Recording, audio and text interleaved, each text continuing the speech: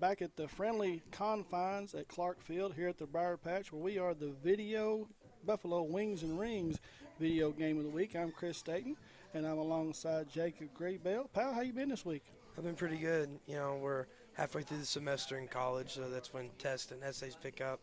But I am glad I get to take a break from that and get to watch some Somerset football. All A's, I'm sure, on tests and this and that. And you've actually made it to the barbershop this week. I and did. Your mom's a little bit happier, I'm sure. Of course. Of course.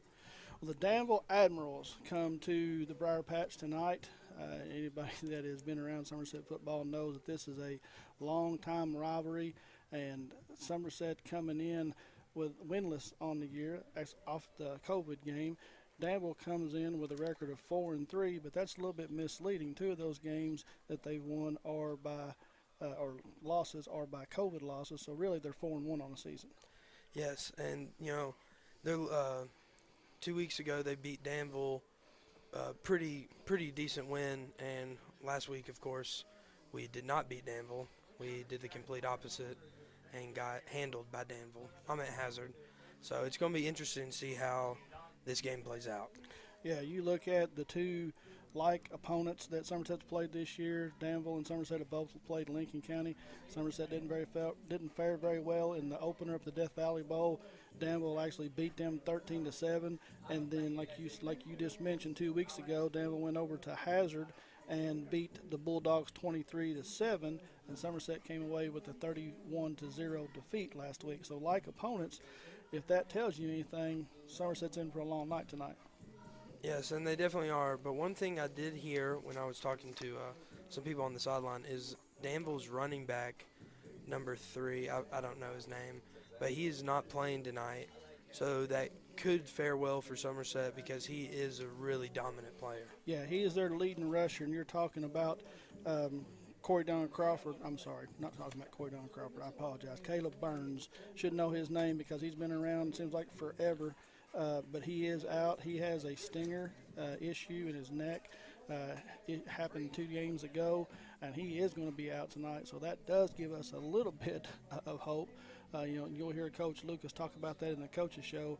With him out of the game, that's one more electric playmaker that Danville doesn't have, and Somerset will have an opportunity to kind of do something against this Admirals team. First district game, Coach Lucas and I have talked numerous times about having seasons within the seasons. I'm sure you guys did too when you played. You had your preseason, you had your pre-district, you had your district games, and you had your playoffs. And this is the first district game of the year. And Somerset will be at home tonight. They will travel to Lexington Christian next week, and then they will be back home for the final district game, final game of the regular season against Washington County.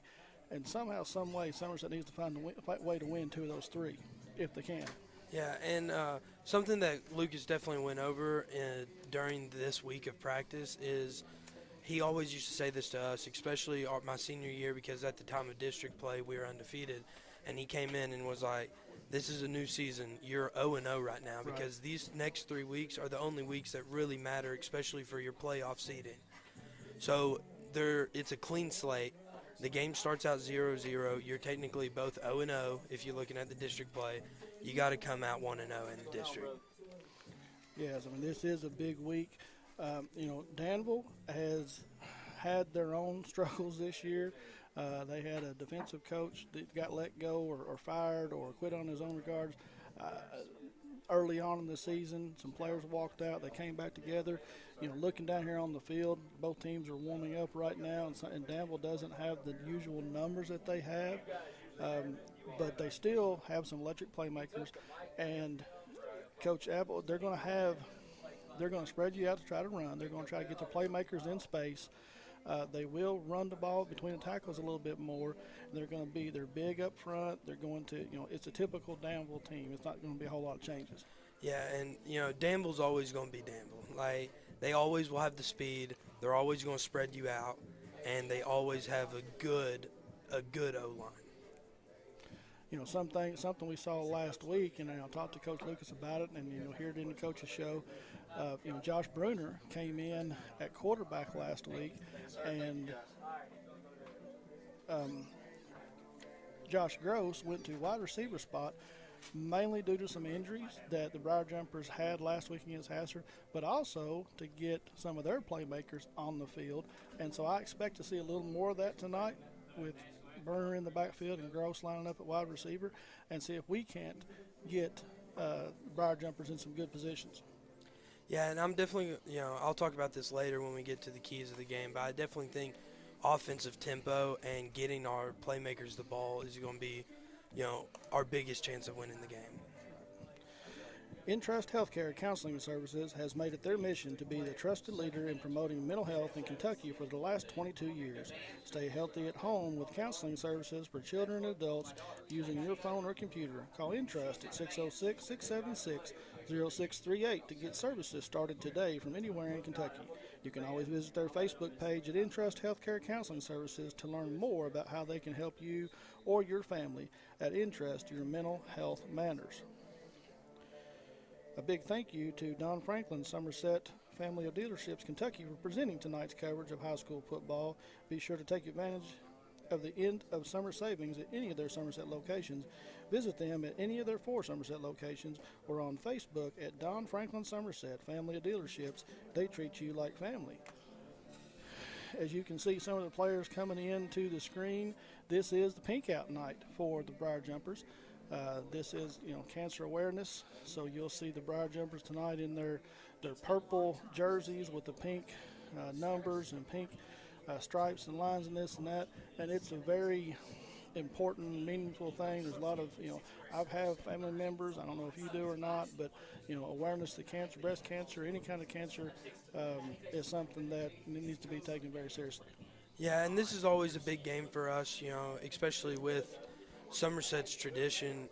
We always have had breast cancer awareness games, and then 3 or 4 years ago we got these jerseys, and it's really cool. They're awesome jerseys, and it's going to be really fun to watch them play, because this game always meant more to us, especially the pink out game and Danville game. They're definitely going to come in hyped up. Yeah, if I'm not mistaken, and if I am, I apologize. I know that there was other people that had a part of this, but I know that Deborah Johnson was a big reason to have these particular jerseys right here. I know that she lost a sister to cancer, and this is really close to their heart. Yeah, and I was on the team with Drew, right? So, and that's when we got our jerseys. I think it was my junior year, and I personally knew Kathy, and a lot of us did, so this game meant a lot to us as well. Sure. Looking at this Admiral team coming in this year, they're going to be led at quarterback by Brady Moores, who on the year, he's only 30 of 56 for 469 yards, 4 touchdowns, 1 interception.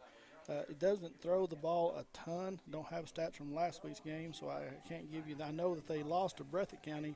I want to say it was like 62 to 13 last week, so they kind of got it handed to them last week. But like I said, Caleb Burns, who is their leading rusher, is out tonight. He had rushed the ball 69 times for 444 yards, hadn't scored a touchdown on the ground, which really surprised me. Yeah, that's really interesting, especially for 69 carries and 400 yards. And if he got hurt 2 games ago, that would be just 4 games. Right. So that's really impressive, honestly, that he hasn't scored a rushing touchdown. I guess he's not a very big back, so they might take him out in the goal line. Yeah, over 100 yards rushing, 111 yards a game in those 4. The leading scorer on the team is Demurier Brown, number 14. You'll see him in the backfield some tonight. He'd only had 11 carries for 60 yards, but had 3 touchdowns, so he is the bigger back. And you also will see number 32, Xavion Brown, who's a bigger back, 7 carries for 30 yards, but he's not scored either. So again, this Danville team, you talk about them being electric, having playmakers everywhere and this and that. They've not scored a ton of points. If you look at their record or look at their games on the year that they've actually played in,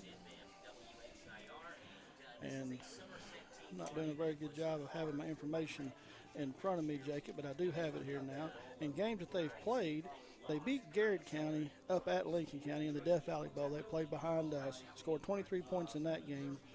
Only beat Lincoln County the following week 13-7. beat North Hardin 28-25, Hazard 23-7, and then again I mentioned the Bullitt East loss 62-13. So I mean that's 100 points. 100 points. And so, I mean, you can do the math real easy. That's 5 guys, 25 points a game. Yeah. See how quickly I did that? That was impressive. And I'm not a math major. Just easy math. But anyway, we're just about 19 minutes away from kickoff. Here at about 15 minutes, we're going to turn it over to Coach Robbie Lucas and have the pregame coaches show and listen to some of his remarks from last week's Hazard game, and then more importantly, this week's game. But again, there's still plenty of time to get out here.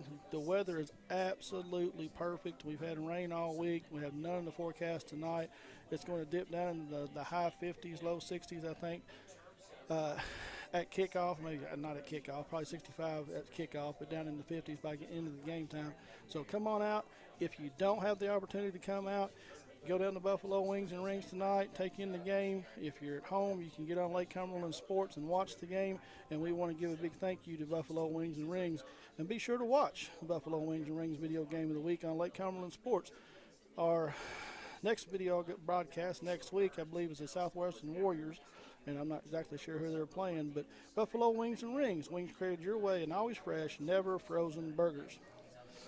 We can go ahead, because we won't have a whole lot of time, we'll go ahead and get the Magic Monograms fashion report out of the way and the keys to the game if you want to, Jake, if you want to do the fashion report. So for Somerset, as we said earlier, it's our pink out, so they're wearing purple pants and the purple jerseys with the white numbers and white collars. And then they're wearing, of course, their gold headgear. And then Danville is wearing their away jerseys with white jerseys, blue pants, and their silver helmets. Silver helmets. With the anchor on them. Right, blue numerals. So, of course, the casual, usual Danville uniform. And then for, and that was the fashion report brought to you by Magic Monograms. And then the keys of the game. Go ahead. Conveniently located off North Highway 27 between Big Lots and Backyard Burger. Magic Monograms is a place for custom embroidery, screen printing, and so much more. They can put your designs on medical and athletic uniforms, corporate and school apparel. Find them on Facebook. Search Magic Monograms and Embroidery. Now, the keys to the game tonight, to be cliche-ish, and we talked about this all year long, the Briar Jumpers, 1 and 2, stay away from the turnovers and stay away from the bad penalties. Now, beyond that, what do you think they have to do to come away with a victory tonight against Danville?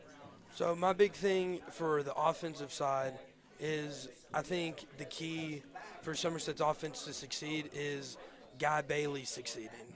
Because if Guy Bailey is running the ball and he's getting 100 yards and he's getting, 4, 5, 6 yards a carry, that makes him put more in the box, send more to Guy Bailey and focus on him, which will give Josh Brenner or Josh Gross a better opportunity to get open guys downfield. So I think our biggest thing is keeping the fast-paced tempo, giving the ball off to Guy early, and seeing what he can do against Danville's defense. And on the defensive side of the ball, it's been our problem every single game, every single play. It's tackling. Right. Especially, with their running backs, the fast guys hurt, which helps us out a lot. But they're big power backs. That's what we've struggled with the most, is being able to wrap up those big power backs. Because against Lincoln County, their fullback had an 84-yard rush against us. So that doesn't make me feel any much better. So I think we got to get 11 heads to the ball, and we got to tackle, and we got to chop them down at the legs. Yeah, I think one of the things they need to do on offense is they have to get Michael Hawkins involved. He's a big target, tight end. They've tried to force him the ball at times in the coverage, but I think they need to try to get him involved tonight. And if the running game with Guy Bailey going, that does open that up. And then defensively, you touched on it and said it, and there's nothing important. Tackle, tackle, tackle, get 11 headgears to the ball. And that is your Whitest Cabinets keys to the game, brought to you by Whitest Cabinets. At Whitest Cabinets, they provide their customers in friendly service. They value your business, and it is their mission to provide reliable products and services. The courteous and professional team at Whitest Cabinet Design Center can turn your vision into reality. Visit the Whitest Cabinet Design Center on the corner of South 27 and Slate Branch Road to learn more about what they can do for you. And we are going to step away, and we are going to listen to the pregame coaches show with Robbie Lucas. All right, I would like to welcome everyone to Lake Cumberland Sports Pregame Coaches Show. I'm Chris Staten, and I'm joined once again by head coach Robbie Lucas. Coach, thank you for taking the time to speak with us. How you been this week? It's been a pretty good week. Back on the practice field, I've been able to get back and get some of the bad taste of Friday night out of my mouth. Yeah, the Briar Jumpers went on the road to Hazard to close out the trifecta of away games from home and fell 31-0 to the Bulldogs. This one got away from you early. Hazard returned and opened the kickoff for a touchdown, and things kind of snowballed from there. You know, what do you say? What did you say to your team? What did you say on film in that game to take some positives from it? The biggest thing, positives were very tough to find, but to be honest with you, I felt like we let Williamsburg beat us twice. I think we had a hangover from losing such a close game to Williamsburg. I think it let it impact us there. They returned the opening kickoff. We had 3 kids in position to make the tackle. We just didn't. The biggest thing was defense played very hard. Offensively, we still struggled again, but defense, when you look at it, we ended up after turnovers giving up basically 3 points, a field goal by the defense. The rest of that was turnovers and things like that. They gave them good field position on short drives, but the positives were our kids did battle, even our younger kids. Several injuries the other night where we had to put kids in different positions, things like that. Another step in the process, not a positive step this time, but we've been that much better this week, so I'm hoping that the things that we did terribly this past week, for whatever reason, we've got those clear reminders that we're starting to work in the right direction. Good things about it. You know, you and I have talked many occasions about how all the games leading up to this point are really just dress rehearsals. They're all important, but you have seasons within a season. Now you're set to start district play. Welcome the Danville Admirals to the Briar Patch. Do you feel like the team is ready to step up, take it up a notch, and compete when it matters? We certainly have to be. Anytime you move from the first season to the second part of the season, we call the district play, especially with Danville, LCA, and Washington County in there. It's one of the toughest districts in the state. I don't care to say that. I say it every year. Of course, I think LCA. What you know about rolling down in the deep? When your brain goes numb, you can call that mental freeze. When these people talk too much, put that shit in slow motion. Yeah, I feel like an astronaut in the ocean.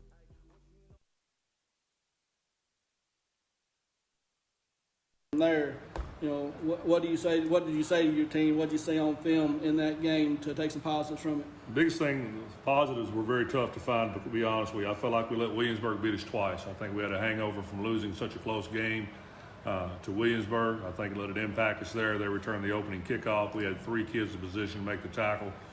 We just didn't. The biggest thing was defense played very hard. Offensively, we still struggled again, but defense, when you look at it, we ended up after turnovers giving up basically 3 points, a field goal by the defense. The rest of that was turnovers and things like that. They gave them good field position on short drives, but the positives were our kids did battle, even our younger kids.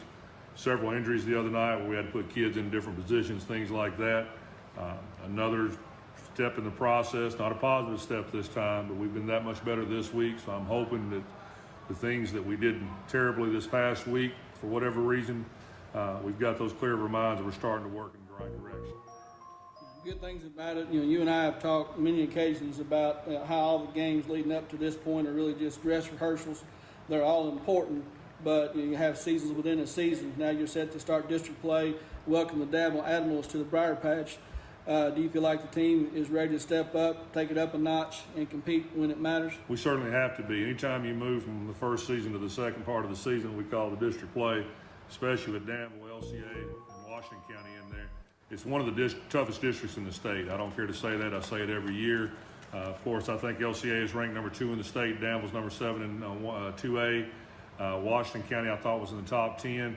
So obviously, there's going to be a lot of competition over the next 3 weeks within the district itself. I think our kids understand that. They know what it means to play Danville. They understand Danville's tradition, Danville's size, Danville's speed, just the traditional Danville that everybody's seen for quite a long time. Excuse me. Is starting to show with them. They're really good up front. We'll talk about it in a second, but they're a really good football team. They're a really well-coached football team. You know, Danville comes in 4-3 on the season. 2 of those losses are COVID cancellation games. So in the 5 games they've played, all been fairly close wins, with the exception being the last game where they got beat pretty handily by a Bullet East squad, 62-13. What I was able to see on film from them is a typical Danville offense. They like to spread it out, try to get their playmakers in space. Do you expect anything different and how do you game plan for that? With Coach Peach being in his first year over there, the thing that I've noticed a little more is they still spread it out like you say to run it. You're seeing a little more option football in there. They'll take some speed option with the quarterback. They like to use him on the edge. He does a good job with his feet. He throws it decently well, but I think he makes his money with his feet more than anything. So the option there, not a lot of people defensively work on the option. So it's something this week that we spent a lot of time to make sure that we had our option responsibilities down, who's got who, anytime they run that play. That's been the biggest difference offensively I've seen. Like you said, they still have really good size up front. They got the Burns kid who did not play last week due to injury. That young man is a heck of a running back, and I think he's lit us up the last 2 or 3 times that we've played him. I don't think last year in the playoffs he got us very badly, but I think the 2 times previous to that, he had some really good numbers. He's a really patient runner. He lets holes develop. He's got enough speed and size and strength that you'll see him run into a hole and stop and wait for it to open even further before he takes and puts the jets on. He's a very good running back. He's a kid that we know and have to know where he is on every single play, but he's definitely a kid that can take it to the house at any point in time. Yeah, they're led quarterback by Brady Moores, who's 30 for 56 on the year for 469 yards. You talked about the Caleb Burns kid. They also bring in Xavion Brown and Demarie Brown in running back, and then led out of the receiving corps by Corey Don Crawford. And for those who followed Somerset football, all those names are very familiar because they've been around for quite a while. Last week, we saw Josh Gross line up receiver a few plays. Was that out of necessity due to some injuries that you had happened in the game, or was that an attempt by you and your staff to try to get your playmakers in some space and get in the ball? It's basically trying to get our best 11 on the field. We took Josh out at quarterback. He had a couple of turnovers, and we didn't take him out because of the turnovers. We took him out because we wanted him to throw it deep, and at the time he was hesitating to throw it deep. He's got a good arm. Josh needs to have the faith and the confidence in himself that we have in him. He does a good job of running this offense. The other night we checked it down a little too much. We want to keep Josh on the field no matter what because he does have great speed, great hands. He's a physical kid. He's one of our better defensive backs. He'll come up and light you up.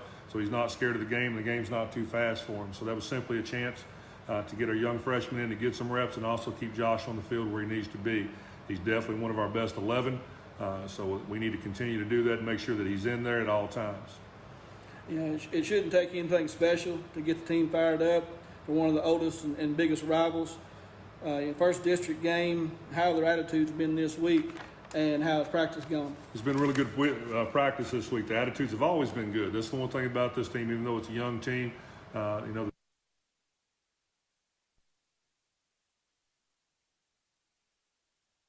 Who's 30 for 56 on the year for 469 yards. You talked about the Caleb Burns kid. They also bring in Xavion Brown and Demarie Brown in running back, and then led out of the receiving corps by Corey Don Crawford. And for those who followed Somerset football, all those names are very familiar because they've been around for quite a while. Last week, we saw Josh Gross line up receiver a few plays. Was that out of necessity due to some injuries that you had happened in the game, or was that an attempt by you and your staff to try to get your playmakers in some space and get in the ball? It's basically trying to get our best 11 on the field. We took Josh out at quarterback. He had a couple of turnovers, and we didn't take him out because of the turnovers. We took him out because we wanted him to throw it deep, and at the time he was hesitating to throw it deep. He's got a good arm. Josh needs to have the faith and the confidence in himself that we have in him. He does a good job of running this offense. The other night we checked it down a little too much. We want to keep Josh on the field no matter what because he does have great speed, great hands. He's a physical kid. He's one of our better defensive backs. He'll come up and light you up. So he's not scared of the game. The game's not too fast for him. So that was simply a chance to get our young freshman in to get some reps and also keep Josh on the field where he needs to be. He's definitely one of our best 11. So we need to continue to do that and make sure that he's in there at all times. It shouldn't take anything special to get the team fired up for one of the oldest and biggest rivals. In first district game, how have their attitudes been this week, and how has practice gone? It's been really good practice this week. The attitudes have always been good. That's the one thing about this team, even though it's a young team. The 32, 35 hardcore kids that show up every day and come to practice and work their tails off. Yes or no type kids. They want to learn. They want to get better. So they've been a joy to coach. The biggest thing is translating from practice to the game what we want them to do. When we watch film, we're not seeing the things we work a lot of time on in practice. You know how we structure our practice with 35 to 40 minutes of individuals getting hands on by the defensive line, linebacker scraping. It all fits together. We talk about walking the wall. We're just not seeing that in the game right now. We're seeing it in practice. We're seeing it in our teams in practice. We're not seeing us display that on Friday nights. We're having people that are leaving chinks in the wall or leaving holes and gaps in the wall that are allowing these big plays. And so we've worked really hard on that. But their attitude has been good. Their effort has been good. Obviously, it's Danville. Our kids know that. We've had a measured amount of success against Danville in the last several years. So there should be no stigma of whether we can beat them or not. It's a simple fact that we'll show up and give the effort that's needed. You talked earlier about having some injuries over at Hazard last week. Can you give us some updates on those injuries? We're still dealing with the same people. Mason Elnor will not play this week. Jesse Zaragoza has still got a shoulder. So we've still got several. We've still got some hobbled. I do not think that Guy Bailey was himself last week. I think he got a little bit of a back injury that he did refuse to say anything about and continue to practice. You got to respect a kid that does that.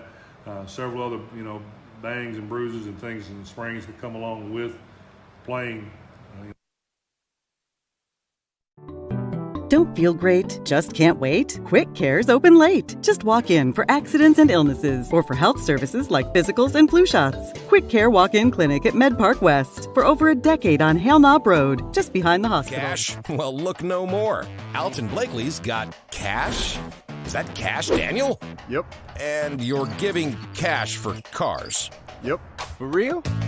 Yep. Why not? Then on down to Alton Blakely, where selling your car is as easy as ABC. If you have a vehicle you'd like to sell or trade, it's fast and easy to get paid. And we'll give you top dollar. Visit Alton Blakely today. All the best since 1965. We, the people of this great land, are resilient and will get through this. And buying and selling is the real stimulus. Land and real estate are the premium investments, and they're not just making any more land.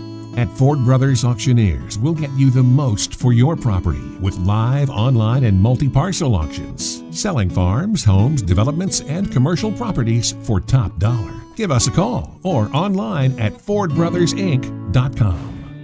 Since 1988, Toyota of Somerset has been serving and supporting our local communities. We want you to know that we are here for you and your family. Someone you can trust, someone you can count on, now and for the better days to come. Trusted, loyal, dedicated, helpful, and consistent. Toyota of Somerset. Come see us or visit us online at toyotaofsomerset.com. Don't feel great? Just can't wait? Quick Care's open late. Just walk in for accidents and illnesses or for health services like physicals and flu shots. Quick Care Walk-In Clinic at Med Park West for over a decade on Hale Knob Road, just behind the hospital.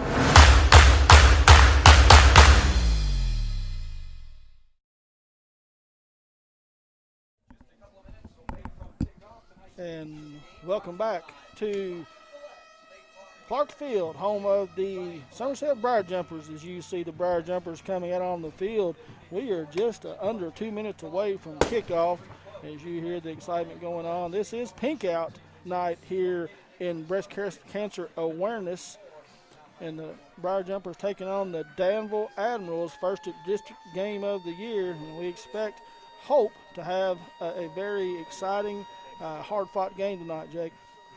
Yeah, and this is definitely one of the more physical games that we'll have of the year because we are we're district teams against each other, and we're also rivals for big rivals a long time. Even before I was even thought about being born, we've hated each other, and we'll hate each other until after I'm long gone. Anybody that knows me knows that I have no love lost for the Danville Admirals. So it's going to, we're going to have some harder hits than we usually do. They're going to have some harder hits than they usually have, and, we're just going to have to hit harder than they do. So the Admirals will be kicking off to the Briar Jumpers, and Caden Samala and Guy Bailey will go back deep. Kicking off for the Admirals will be Keegan Wilcher. We're just about 25 seconds away from kickoff. The Admirals will be kicking right to left, headed towards the field house. If you're familiar with the stadium, you're not able to come out tonight, join us on Facebook, LakeCumberlandSports.com. You can tune into the game and watch the video here. And Jacob, Gray, Bill, and myself will be bringing you district action. And we are get set. Wilcher puts his foot to it. It's a low line drive, end-over-end kick that Samala gets his hands on, but it goes back in the end zone. It will be a touchback, so the Briar Jumpers will come out and start their first possession at the 25. Somerset will take over at the 20-yard line. Comes out to the 25, doesn't it? I believe they're trying to give me a hard. No, it is a 20, isn't it? Yes. It is 20. Yeah, 25 is in college. Yeah. So as we get set, we'll see who comes out at quarterback for the Briar Jumpers to start this game. I expect that it's going to be Josh Gross. And as soon as I say that, I don't have a good number for you, but I think it is. You'll have one receiver split out wide to the right, one wide to the left. Pistol formation. He's got Guy Bailey behind him. Cam Hughes off to his right. Gross takes a snap. Three-step drop. He's looking down the field. He's got his man out there, and it looks like he will. Oh, it's going to fall incomplete. Hayden Dick there at about the 40-yard line. Bobbled just a little bit as he went out of bounds, and it falls incomplete. So good to see the Briar Jumpers come out and throw the ball down the field early. And that's what I wanted to see. I wanted to see some aggressiveness. I wanted to see some downfield play because we've not been doing that all season. We've been doing little dinks and passes and then short runs. So I'm glad we're using the aggressive playbook on this one. So Cam Hughes and Samala will go wide to the left. Hayden Dick splits out wide to the right. Bruner takes the snap. He's going to roll out to his right, and he's under pressure immediately. He is hit back there by big number 54 for the Admirals, and it's going to be a loss of about 8 on the play, and will bring up 3rd and 18. So Gross, he had no time. No, missed assignment. Yes, it was definitely a missed assignment on the O-lineman's part, and it looked like he just ran in between the center and the guard who were stepping down. So it looked like a rollout play, and they just didn't get on him. And Gross will empty the backfield this time. He sends 4 receivers out wide to the left. He brings Samala split out wide to the right. Admiral showing a little pressure off the edge, and here they come. It's just going to be a quick pass out to Bailey, a little set up, a little screen. Admirals recover well. Bailey's only going to pick up about 2 on the play after all that. So the Briar Jumpers on their first possession will be forced to punt. 4th down and 15. So 3rd and 18 play. Throw a little screen out there, try to get Bailey in some space, but the Admirals were able to recover quickly and shut that down after a very, very short gain. Michael Hawkins will be back to punt for the Briar Jumpers. Hawkins will be back. Justice Turner back deep for the Admirals. Hawkins takes the snap, puts his foot to it, and it is a high wobbly kick that hits at the 45, takes a good Somerset bounce, and going to roll all the way down inside the 35. And right there, the Briar Jumper is not paying attention, and Corey Don Crawford comes and picks it up, and that could have been dangerous right there. And again, Briar Jumper's just not. That was just aware. That was not being aware. If you're Somerset right there, you're on the ball and you're just waiting for it to stop rolling. I don't even know how they let that happen because he just ran right around them and picked it up. Crawford has snuck in behind them, and because of it, the Briar Jumpers give up about 10 extra yards right there. Admirals will take over their first possession, 1st and 10 from the 39. So 10 minutes and 10 seconds to go here in the opening quarter. Scoreless, 0-0. Brady Morris will come out at quarterback. He drops straight back, quick pass out here to Crawford. And the Briar Jumpers do recover very well. You got 5 guys right there on the tackle. Braden Gross, Jack Bruner, all coming off the pile right there, bringing him down. But still, after a gain of 5 on the play, we'll bring up 2nd and 5. Just a quick passing attack by Moores right there. Got it out to Crawford in space. Briar Jumpers playing off of him a little bit. This time Moores is going to go under center. Xavion Brown is back there in the backfield. Moore turns around and just pitches to him around the corner. He's got a spot, got some space, but he's going to run out of bounds. And I said that was Xavion Brown. That's actually the other Brown running back, Demurier Brown, and he is going to pick up the 1st down. The ball is going to be spotted right at midfield. First down at the 50-yard line. And it's just chomp plays like that that's going to lose us, 5 yards on the first play, 6 yards on the second play. If they keep doing that, 10 plays are in the end zone, and they've taken 8 minutes off the clock. So Morris comes back out on the shotgun. He sends 2 receivers out wide to the right, the wide side of the field, 2 players into the boundary.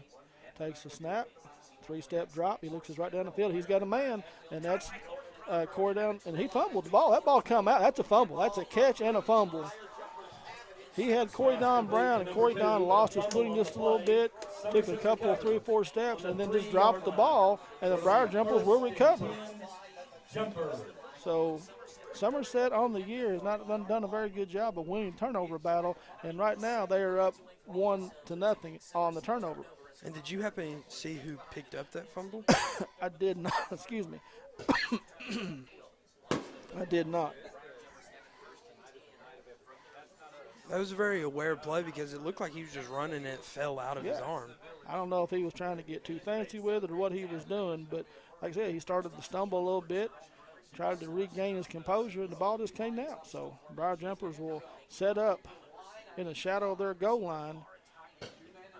Gross has got, as you hear the fireworks in the background going off, turns around and it's fumble. Briar Jumpers fumble, and oh no, Danville says they have it, and they do.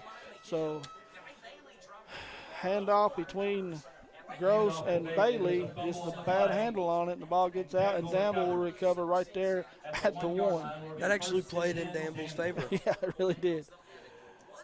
Wow. So can't stand prosperity. We led in the turnover battle for a total of about 3 seconds. And that has been the story of our life. We've not won the turnover battle all season, and that was our chance to, capitalize. And that's been our biggest problem, is not capitalizing on our opportunities that we're given. It was going to be a tall task when you're at your own 3-yard line, but still yet, Danville will come out in a wishbone set. Moores will go under center. He's got Demirier Brown, but before we do, we will have our first timeout of the game. That's a Ron Shaw Realtor timeout called by the Admirals.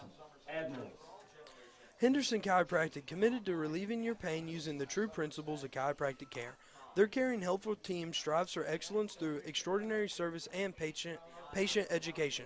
Dr. Henderson provides chiropractic care for injuries that occur during sports, auto accidents, work-related activities, or just everyday wear and tear. The experience you need for the results you want. That's Henderson Chiropractic. Skip Cottrell's Tire Pros offers a simple, straightforward approach to tire and auto service, all backed by a nationwide warranty. Skip Cottrell's Tire Pros understands buying new tires can be overwhelming. That's why they've made it easier than ever to find name brand tires that fit your need and budget. Skip Cottrell's Tire Pros, hassle-free, guaranteed. Visit skipstirepros.com to find out more or to schedule your appointment today.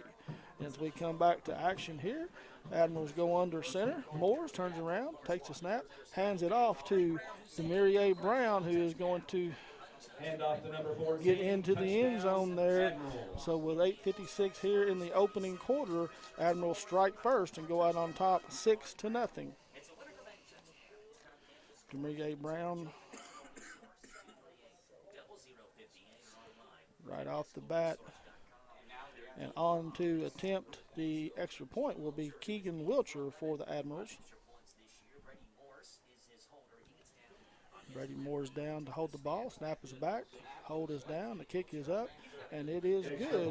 So with 8 minutes and 56 seconds here on the Randall D. Turpin CPA scoreboard, the Danville Admirals lead the Briar Jumpers 7-0.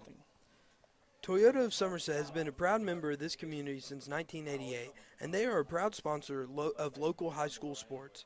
Toyota of Somerset is a multiple winner of the Toyota President's Award as well as the Dealer Rater Award. Whether you are looking for one of their 18 different new vehicle models, a certified pre-owned vehicle, or a top-quality used vehicle, Toyota of Somerset will help you own a vehicle for less. They accept every credit application, and their lending sources have millions of dollars to lend. They are located at Stoplight 23 or online at toyotaofsomerset.com, and they are open till the last customer is served. That's Toyota of Somerset, where they are all about you. So we come back here. Keegan Wilcher will put his foot to it. Samala and Guy Bailey back deep for the Briar Jumpers. Line up on about the 5-yard line. Wilcher gets the whistle ready to play. He approaches the ball. Again, it's going to be a shorter kick this time that Hayden Dick goes back.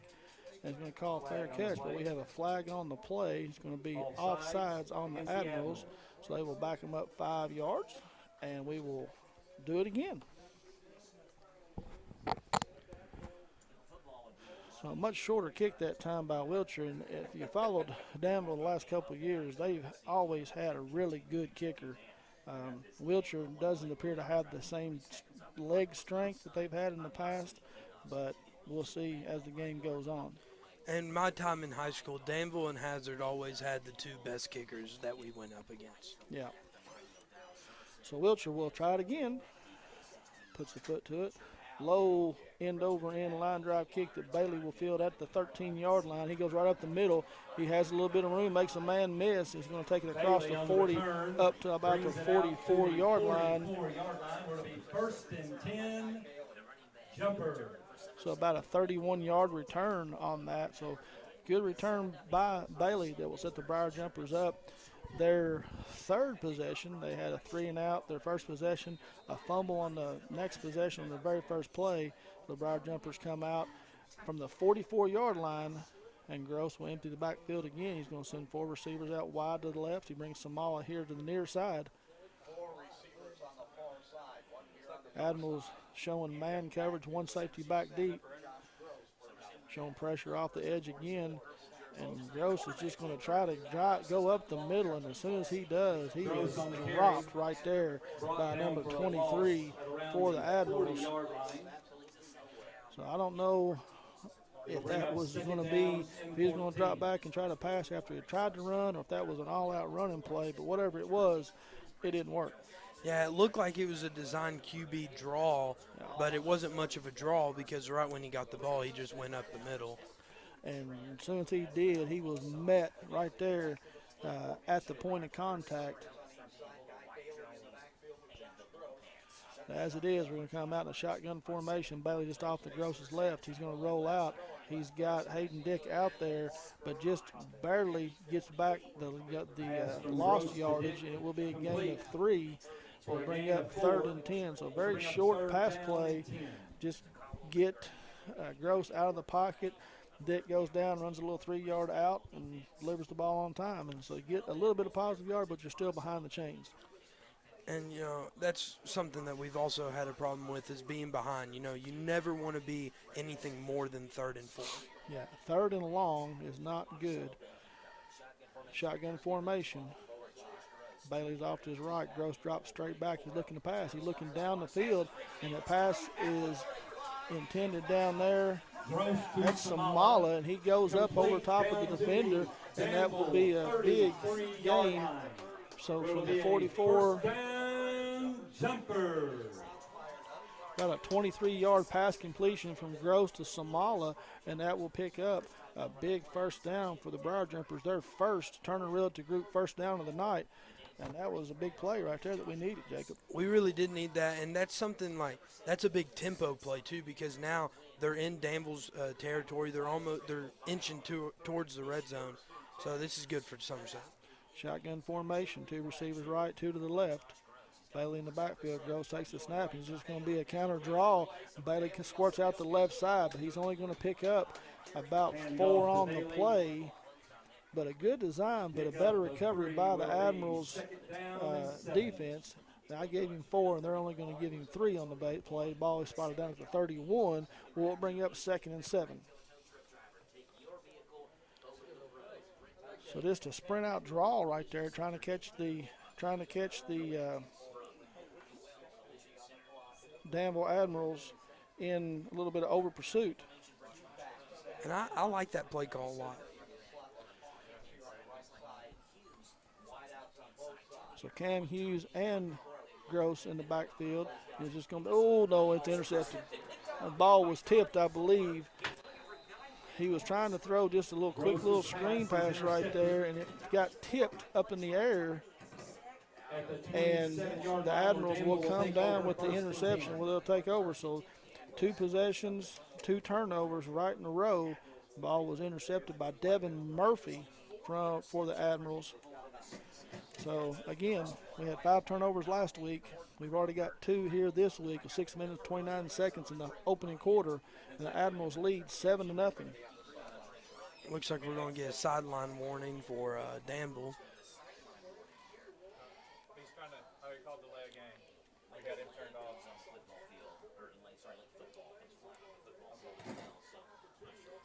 And something that I noticed is that's happened to us a lot. You know, we've had good drives, and we just can't finish. We've not been able to finish drives more than once or twice a game, and that's why we only average probably 6 points a game around there, because we just can't finish red zone drives. Not sure what the penalty was on the Admirals, but after the play, they had a 5-yard penalty, and they had the chain set up to be 1st and 15, but it's not going to be. So they're going to bring it back, and it will be 1st and 10 for the Admirals right at the 21-yard line. Morris turns around. He hands it off to Demurier Brown. He's looking for some room around the left side, and he is going to be hit there by Cam Hughes. He squirts away from him, and then the Briar Jumper Cavalry comes in to get him. And you look and you see Bruner coming off there, Caden Samala coming off the pile, Guy Bailey, and Josh Gross. So Briar Jumpers did a good job of recovering, but they had him for about a 4 or 5 yard loss, and he was able to squirt free and pick up a very short gain of about 1, so 2nd and 9. So good hard run by Brown. And this time Morris is going to have Brown off to his right. He sends Malachi Arnold in motion, and the Admirals jump before the snap, so we will have a false start on the Admirals and back them up 5 yards where it will be 2nd and 14. And this is actually another game where our opponent is getting penalties and turnovers early. We have to take advantage. We have to take advantage of that. Because last week when we played Hazard, they had 3 or 4 penalties in the first quarter as well. Danville's already racked up 3. Right. So this is where we, make our stand and get the ball in their side of the field already. So this time Morris is going to send 3 receivers out wide to the right. He brings Corey Don Crawford to the left, turn around, going to throw a screen pass out there to the right side. It's intended for Keelan Story, and he is going to get short yardage over there, where he is brought down on the play by a host of Briar Jumpers out there on the play. Tough to pick up the pink numbers out there that far, but looked like Gross was out there as well as Brody Williams on the tackle. It's a gain of only about 2 on the play, so it puts the Admirals in a long 3rd and 12 situation here. Briar Jumpers need a big stop and try to get this ball back and force a punt. Moore's going to roll out to his left. He's looking to pass. He's under some pressure. He gets away from it. Now he's going to try to scramble across the 20, and he's going to get drug out of bounds there at about the 24-25 as Guy Bailey was able to get him out of there. And it will only be a short gain on the play. Out at about the 22. Going to give him the 24, it looks like, on the play. So a gain of about 2 on the play. We'll bring up 4th and 8, where the Briar Jumpers get the stop that they needed, Jacob. And Guy Bailey will go back deep to receive this punt from Wiltshire. And that play was almost for a loss as well, but I'm kind of glad it didn't, because they would have called a horse collar on that. Bruner was chasing him. He was reaching up there. Yeah, Bruner was chasing. He had a hold of the shoulder pads, but he didn't quite get there. Wiltshire gets the snap, and it's a high end-over-end kick that Bailey's going to field at the 35-yard line. He has a little bit of room.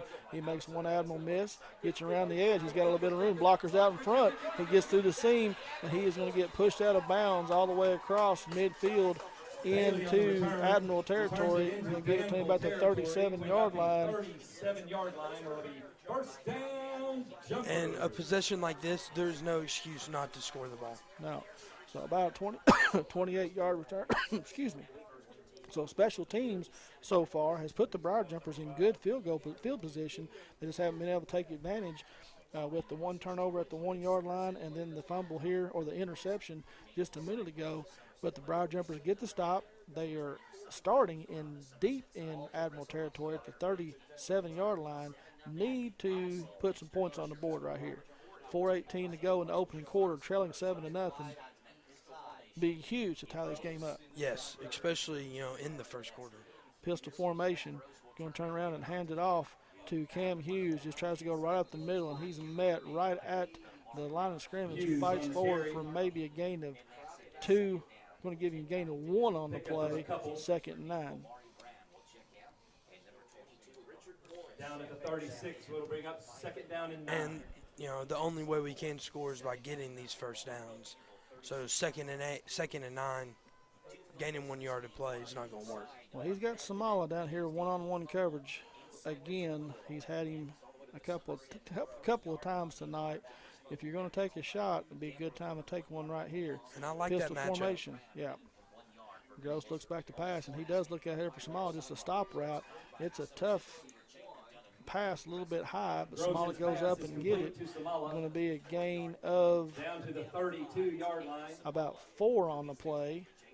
So he did get the one-on-one coverage that he was looking for, gets the pass complete to Samala, and you get the 3rd and 4 that you're kind of looking for, that you want, 3rd and manageable. Because this on 3rd and 4, you can really do whatever you want, because with Guy Bailey, you can gain 4 yards on the ground. And then with Caden Samala, Hayden Dick, Michael Hawkins, you can gain 4 to 6 yards on the pass too. Well, and it's definitely 4-down territory. You're not going to punt here. You're 2 up long for a field goal, so you got to get 4 yards in 2 plays. So Gross takes the snap. He rolls out to his left. He's looking to pass. He doesn't have anybody there, and he's going to get brought down. So what you can't have happen right there is you take a sack and you take yourself out of 3rd and manageable, and now you go back to 4th and 10. So loss of 6 on the play on a sack. You got to throw that ball away or tuck it and run earlier. And that's something, you know, that's just a mistake, because he was outside the pocket. There were receivers downfield. He could have thrown it out of bounds, and it would have been just an incomplete pass. And then 4th and 4. And 4th and 4 looks 100 times better than 4th and 10, because now it's barely 4th down territory, because well, they are going to go for it. They're going to keep the scary. Coach Lucas is going to keep the offense on the field.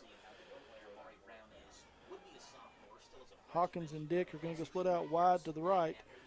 Josh looks back. He's going to throw an interception. The pass was intended for Hawkins, and Corydon Crawford has got room. Nobody's going to catch him, and he's going to take it back Pass intercepted by number about 2. 75 yards. Touchdown. The pass was Danville. intended for Hawkins, and Hawkins never turned around and looked for it, so I don't know where the miscommunication was. But the Admirals take a big turnover, interception, pick 6 all the way back to the house, and they will extend their lead out 13-0 here in the first quarter. And that's just tragic right there. We were in one of the best spots you could be in, especially after that 35, 40-yard punt return. We were right there. We had 3rd and 4, 2 plays to get 4 yards, get loss of 6, and then an interception from a miscommunicated route. So we had 4 good plays and then 3 really bad plays. 1:47 left in the first quarter. Wiltshire's 14. Somerset. extra point is good, and that will extend the Admirals' lead out to 14-0. Ford Brothers Auctioneers, a proud sponsor of local high school sports. Whether you are selling a family estate, private or commercial real estate, equipment or personal property, they've got you covered. Ford Brothers Auctioneers is recognized statewide and nationally as one of the leaders in the auction industry. Whether it's live on site, online, or a combination of both, you can count on Ford Brothers Auctioneers to deliver top quality organization, advice, and results for you. Visit them online at FordBrothersInc.com. Ford Brothers Auctioneers, selling the country since 1965.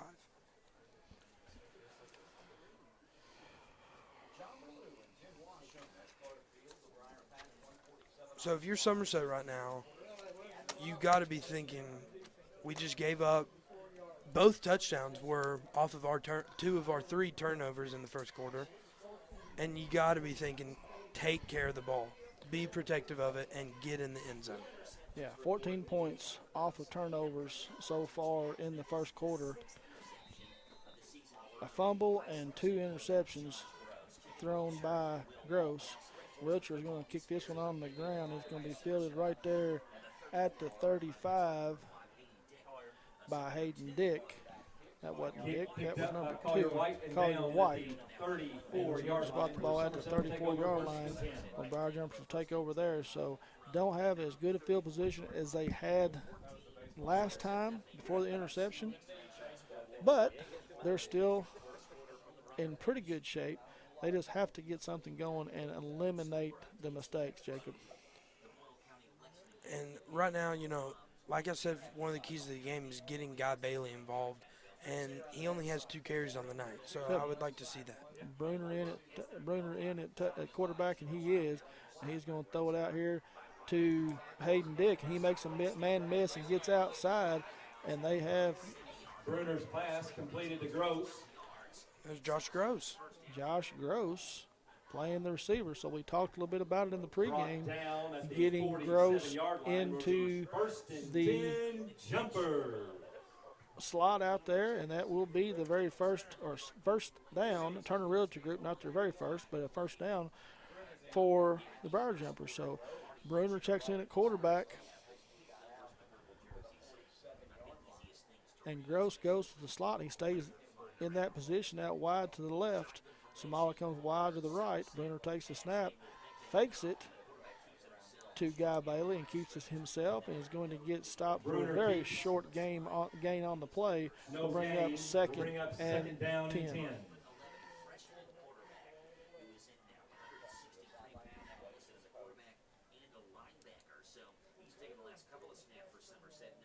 And I do hope we see the connection of Josh Gross and Josh Bruner more, because Gross, he proved last week against Hazard, he is a very good wide receiver, and he can get open pretty easily. So I hope they make that connection. Gross does go into the slot up top.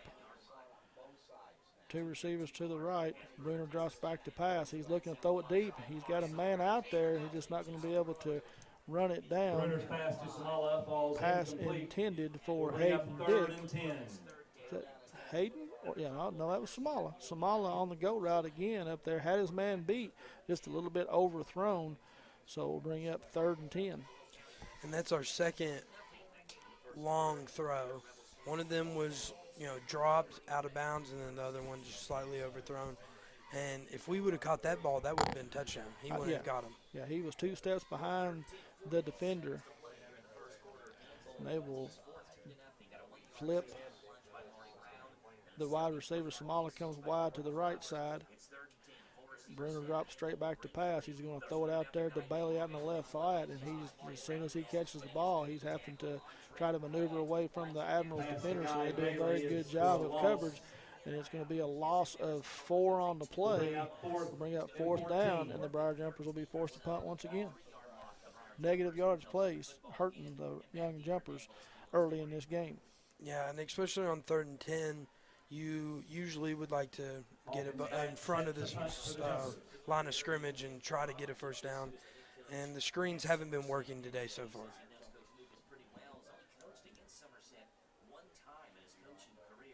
So Hawkins back to punt. He's going to kick, and it's a high, short, end-over-end kick that's going to hit on the right side, hit about the 34, and roll out of bounds. And that will bring us to the end of the first quarter here, where the Briar Jumpers trail the Danville Admirals 14-0.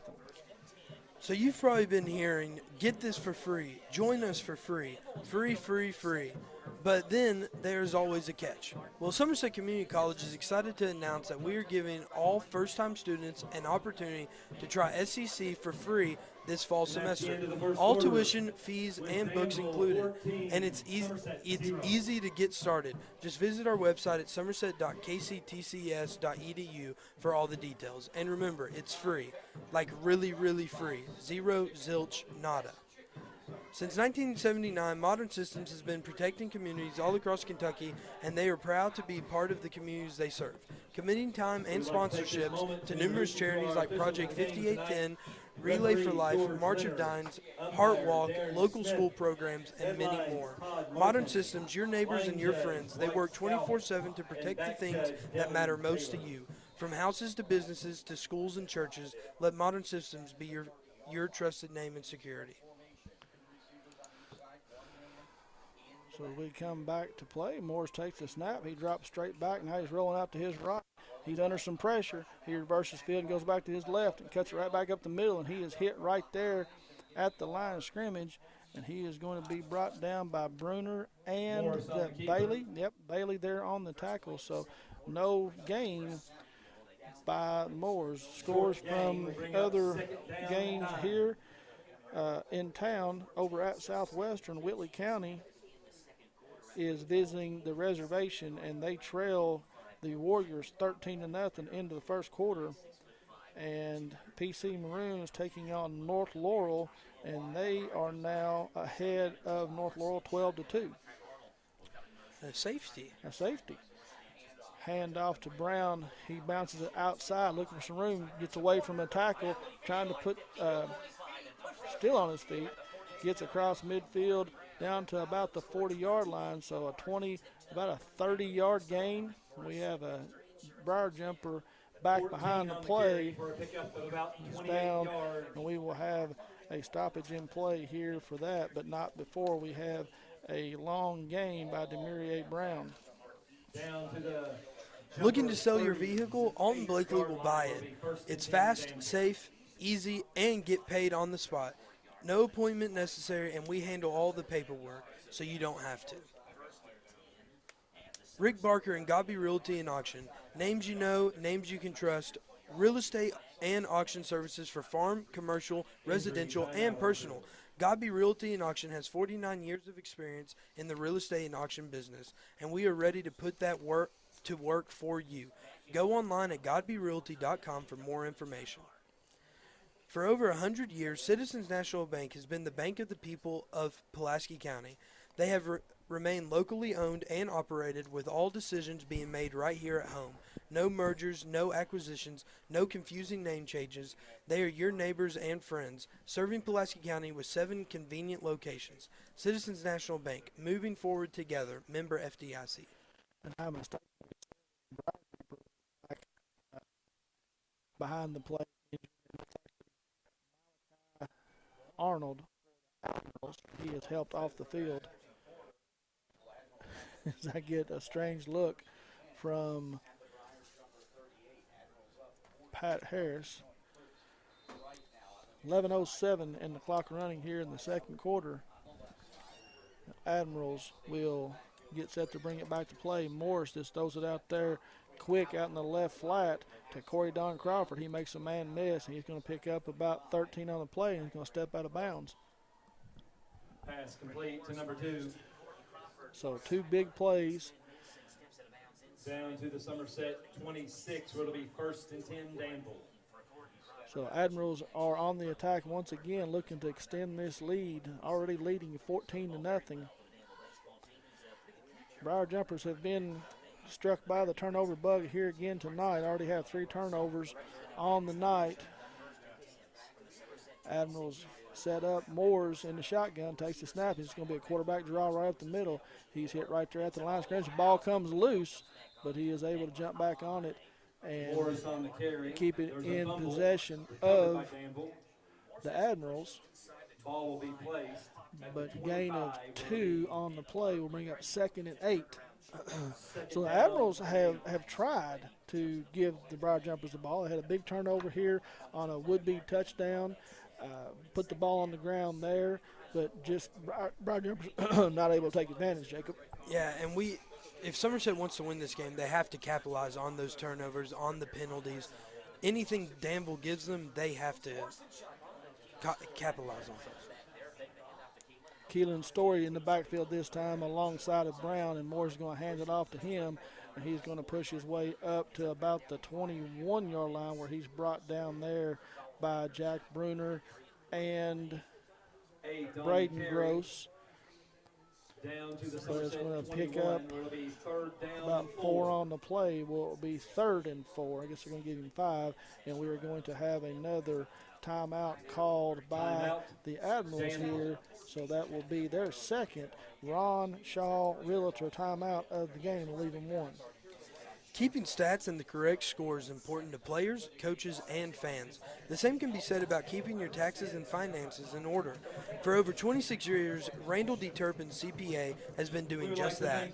If accounting is not your thing, then let the pros at Randall D. Turpin CPA do it for you.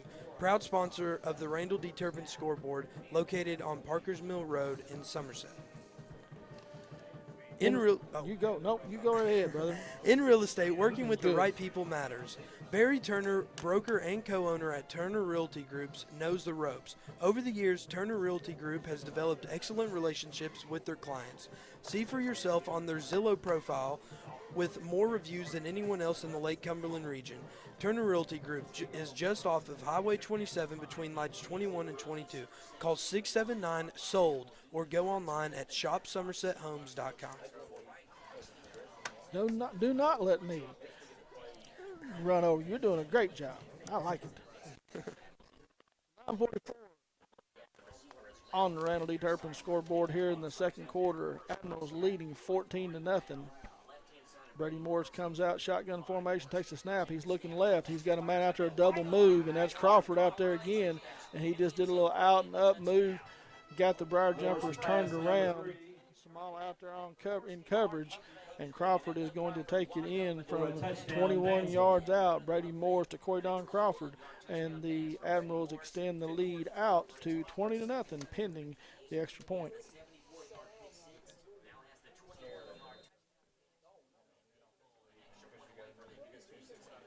Belcher on to attempt the PAT. Late Admiral substitution to get him into formation. Morris takes the snap, puts it down. Wilcher puts his foot to it. It is up and good. And the Admirals do extend their lead with 9:39 here before half. Briar Jumpers go down 21-0. Since 1906, United Cumberland Bank held firm to a singular focus that the business of each person who graces our doorway or drive-through is worthy of our full time and attention. We take pride in the hundreds of years of total combined experience shared among our fellow bankers and offer this experience back to our customers through our commitment to excellence in all that we do. Member FDIC. The name to know when you or your friends and family are buying or selling real estate is Ron Shaw with Weichert Realtors Ford Brothers. Ron has a long-standing history of community service and is a proud supporter of youth sports in the Lake Cumberland area. Ron truly cares for others and works hard for all of his clients, no matter the size or value of the property they are selling. You can contact Ron Shaw at 606-271-0774 or email him at ronshaw45@gmail.com. That's Ron Shaw at Weichert Realtors Ford Brothers.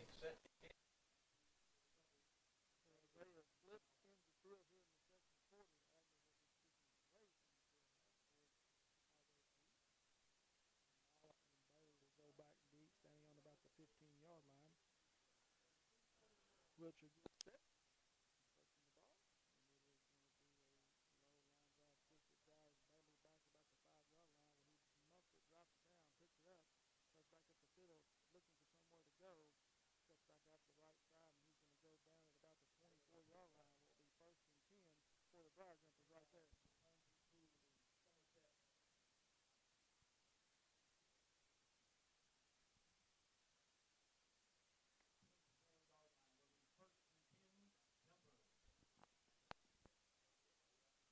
Briar Jumpers come out here and they're looking to go 1st and 10.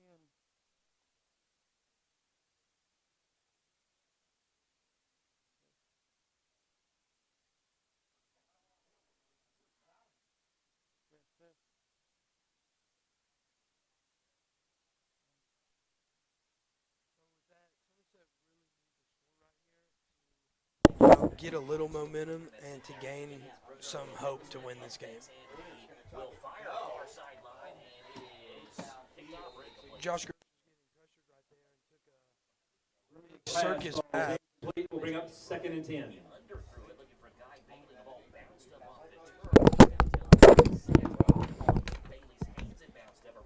And it was incomplete, so it's going to be 2nd and 10.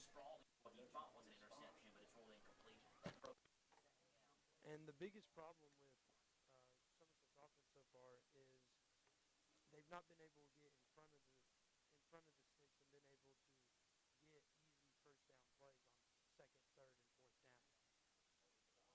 Pistol formation for Bruner, got a man behind him and Guy Bailey. 2 receivers set. Bruner turns around, hands it off to Guy as he looks for room. Stutter steps right inside. Guy Bailey ran off the tackle right there for a gain of 8. So now it's 3rd and 2, and that's really manageable because all you got to do is get 2 yards and you'll be able to get a first down right here.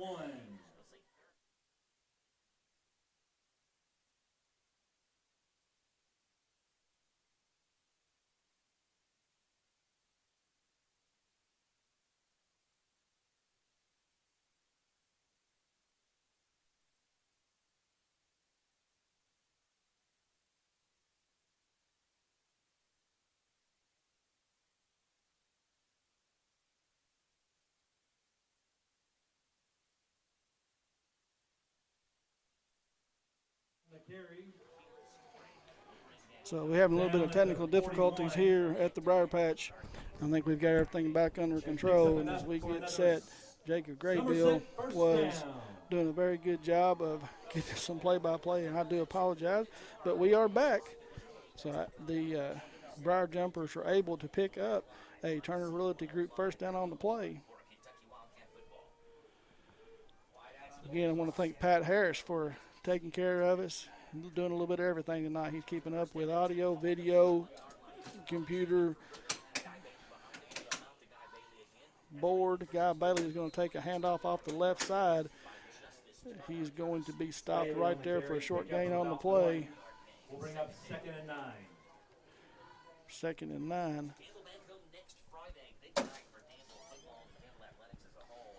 And, you know, on this drive, they've been doing what I've been saying they should do for the whole game. They need to get him, Guy Bailey, you know, some handoffs early in the drive and be able to get some yardage. So 2nd 9, Somali goes wide to the right. Bruner throws it out there to him. He goes down to both knees. He will complete the pass. So gain of about 5 on the play, and we'll set them up in a manageable 3rd and 4, just short of the midfield. So just a quick 2-step drop. Bruner goes down, stops in front of the defender, goes down to his knees, and completes the pass. And like I was saying earlier, 3rd and 4 is the farthest you would want to be on 3rd down. But with that said, you know, how Guy Bailey's been running this drive especially. And before we get set here on this 3rd down play, the Briar Jumpers will call their first timeout of the night, and that will be a Ron Shaw Realtor timeout for the Briar Jumpers. So with 6:52 here before halftime, the Briar Jumpers trailing 21-0. Susan Hansford believes that just like in a ball game, everyone needs a coach in the important events in life. Having a great realtor when purchasing a home or property makes all the difference in the outcome of the transaction. Susan Hansford will guide you through the transaction so you can appreciate the journey through the real estate process. Call Susan Hansford today at 606-219-3276 to begin your journey. Stay tuned here at halftime where we will have our Hansford halftime report.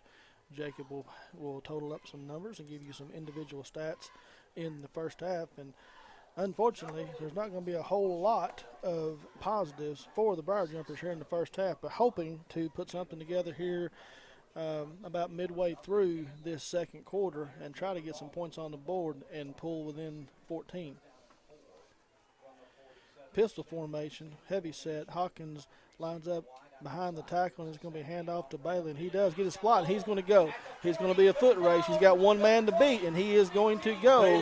He is going to go 59 yards, and that is a Briar Jumper big touchdown. Yeah, 53 yards. 53-yard touchdown for Guy Bailey off the left side, and he just got a gap. As you see here on the replay, he got through there untouched, and he had one man to beat, and he outruns him on down the field, and the Briar Jumpers will get on the board, make this game 21-6, and Christian Whitus will be on to attempt the Wildcat Used Cars extra point.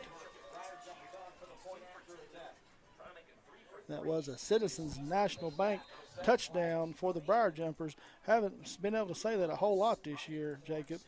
But before we get the extra point attempt, we're going to have a penalty on the play, and it's going to be offsides on the Admirals, so they'll move it half the distance to the goal, and the Briar Jumpers will get set to attempt the extra point again. I will say, though, hearing touchdown by Somerset Broad Jumpers really is music to my ears. It really especially when it's against Danville and for 53 yards. So Brody Williams will be the placeholder. He gets a spot that he likes, calls out the signals, takes the snap. Ball is up, and it is through. So with 6:43 to go, the Broad Jumpers cut into this Admiral lead, and there's going to be a roughing the holder penalty on Admirals after this, as a late flag came in, and it will be enforced on the kickoff. Before you go, since we don't get a chance to do it very often, I want to do the Wildcat Used Cars extra point and kind of go out of order on you here. Located at 4469 South Highway 27 in Somerset, Wildcat Used Cars always goes the extra mile to ensure that the vehicles on their lot have the best prices and quality in the area. Open daily from 9 to 7, Wildcat Used Cars has over 260 pre-owned cars, trucks, vans, and SUVs in stock and ready to roll. Check out their current inventory at wildcatusedcars.com. With on-site financing rates as low as 2.9, Wildcat Used Cars is your true one-stop shop for next vehicle. Not in the market to buy, but have a vehicle for sale? Bring it by for a cash offer on the spot. Call Wildcat Used Cars today at 606-451-0737. Wildcat Used Cars, big city inventory, small town prices. And, you know, we, like you said, we have not been able to say the Wildcat Used Cars extra point. Yeah, Citizens National Bank touchdown or Wildcat Used Cars extra point. Not very often this year. 53-yard touchdown run, 76-yard drive. So exactly what they needed to have, capped off by the big run there by Bailey. So had to have it. Whitus is going to kick a low screamer down to about the 30-yard line, where Demurier Brown is going to pick it up. He squirts around the left side. He was picking and choosing his place to go, and he's going to get all the way back across midfield up to where he's going to get pushed out of bounds at about the 49-yard line. So the Admirals will start off 1st and 10 in Briar Jumper territory, leading by 14 here with 6:34 to go before halftime. So what I'm hoping happens right here is Somerset looks at the scoreboard, 6.5 minutes left. They're down 2 scores, but they know that Danville's run defense is vulnerable. Guy Bailey already has 74 yards rushing. You got to get a little pep in your step, and you got to stop them on this drive. You're in the game. Morris drops back. He's under pressure. Admirals do a good job of throwing a screen right where the pressure was coming from, and it is down there to Demurier Brown, and he's able to avoid tacklers, pick up the first down, and get all the way down to about the 30-yard line. So about 29 on the play. Down to the Somerset, not quite, 19 on the play. They're going to say he pushed him out about the 33. 1st and 10 Danville. So a gain of 17 on the screen. So Admirals called the exact right play, with Briar Jumpers bringing pressure off that corner. They just run a little screen play right over there where it came from. And I know the defensive line coaches aren't happy, because if it's too easy, it's too easy. We heard that 3 times a week in practice. Right. Moore sends man in motion. He's going to try to hand it off to the same man, Demurier Brown. He dances up through the middle. Flag comes in. Probably going to get a holding on the Admirals, and we'll bring this back. There's a flag on the play. So Brown is going to get about 6 on the play, but it's going to be nullified by a hold, and you see the signal there from the referee, and we'll bring it back. So nullify a good run by Brown. Something the Briar Jumpers need to take advantage of here if they can. They've got the Admirals now back. Ball comes all the way back to the 43-yard line. 43-yard line, where it will be 1st and 16 for Danville. And again, they have 5 penalties in a quarter and a half, and we don't have any so far. So you got to capitalize on that. No penalties, but 3 turnovers. So you do have to take advantage. Morris takes a snap. He drops straight back looking to pass, and it's it could have been picked off. Briar Jumpers were there in coverage. Morris's pass ball is incomplete, but there's a flag on the play. That was actually Morris's first incomplete pass of the game. But there was a flag that was thrown on the far side. Before he threw it, too. And it's going to be a legal shift on the Admirals. So 2 penalties in a row, but the Briar Jumpers are going to decline it after the holding on the first down call. So a legal shift after the incomplete pass will bring up 2nd and 20 for the Briar Jumpers. For the Admirals, I should say. And the Admirals are going to call their 3rd Ron Shaw Realtor timeout of the first half. So they are out. The Briar Jumpers have 2 with 6 minutes exactly on the Turner Realty Group on the Randall D. Turpin scoreboard. You got it. 21-7. Go ahead. Even the most defensive drivers can't prepare for everything, but no worries. Central Collision Center, located on the 914 bypass across from the flea market, takes what is often a difficult situation and handles the details for you. From a seamless auto body claims processing to high-quality auto body repairs, car detailing, and much more, Central Collision Center is a family-owned and run body shop. They have an experienced team of auto body repair technicians and partners who use the latest equipment and receive the best training a body shop can provide. You can rest assured that your auto body repair is being done right, putting you back on the road as quickly and safely as possible. You have to keep me in check tonight, Gray Bill. I'm struggling, having a rough night. It's okay. You know, I don't judge. Everybody has rough nights. So, after the penalty was declined, Moores brings the Admirals out. He's going to send 3 receivers out to the right, 1 to the left. Takes a snap. Wants to get rid of it quickly, but the Briar Jumpers had good coverage, and he is going to just try to get back to the line of scrimmage, where he is going to be brought down on the play by Brody Williams and Preston Reed on the play. So a very short gain on the play. And that was a big hit. That was. You know, Morris wanted to get rid of it quick, and the Briar Jumpers were there. Small was out here in coverage. Bruner out here in coverage, did a very good job, and Morris just tried to tuck it and get what he could. And it will bring up a long 3rd and 18 for the Admiral. So another big stop here for potential for the Briar Jumpers. Morris takes a snap. He's under pressure again. He's going to try to make something happen. He squirts away from a would-be tackler. He is going to be corralled there right at about the 38-yard line. So going to be well short of first down yardage. On the keeper. And that is not 4th down territory. No. The Admirals, you know, with their defense, you know, they're going to force this young Briar Jumper team to go the length of the field, up 14 points. So I don't blame him. So Wiltshire will check in to punt this ball away. He'll put his feet down right at about the 50-yard line. Guy Bailey will go back deep and put his feet on the 10-yard line. Anything over his head, you need to let it go. As he squeaks back, he's going to back up to about the 5. He needs to come on up to about the 10. Admirals bring in a sub late, actually bring in 2 late, and they're snapping the ball, and there's people still running and moving, and we will have a delay of game. Delay of game against Danville. So back it up 5 yards. Ball be spotted now at about the 43-yard line.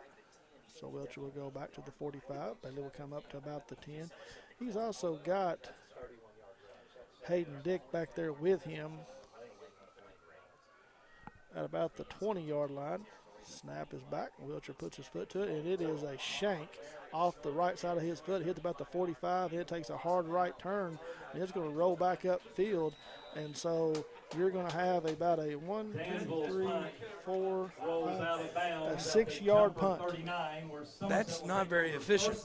That's actually one of the shortest punts I've probably ever seen. That will definitely hurt your average. Yes.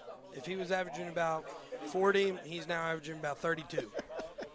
Now, I have actually seen a punt go backwards. You're talking about hurting your average. Yeah.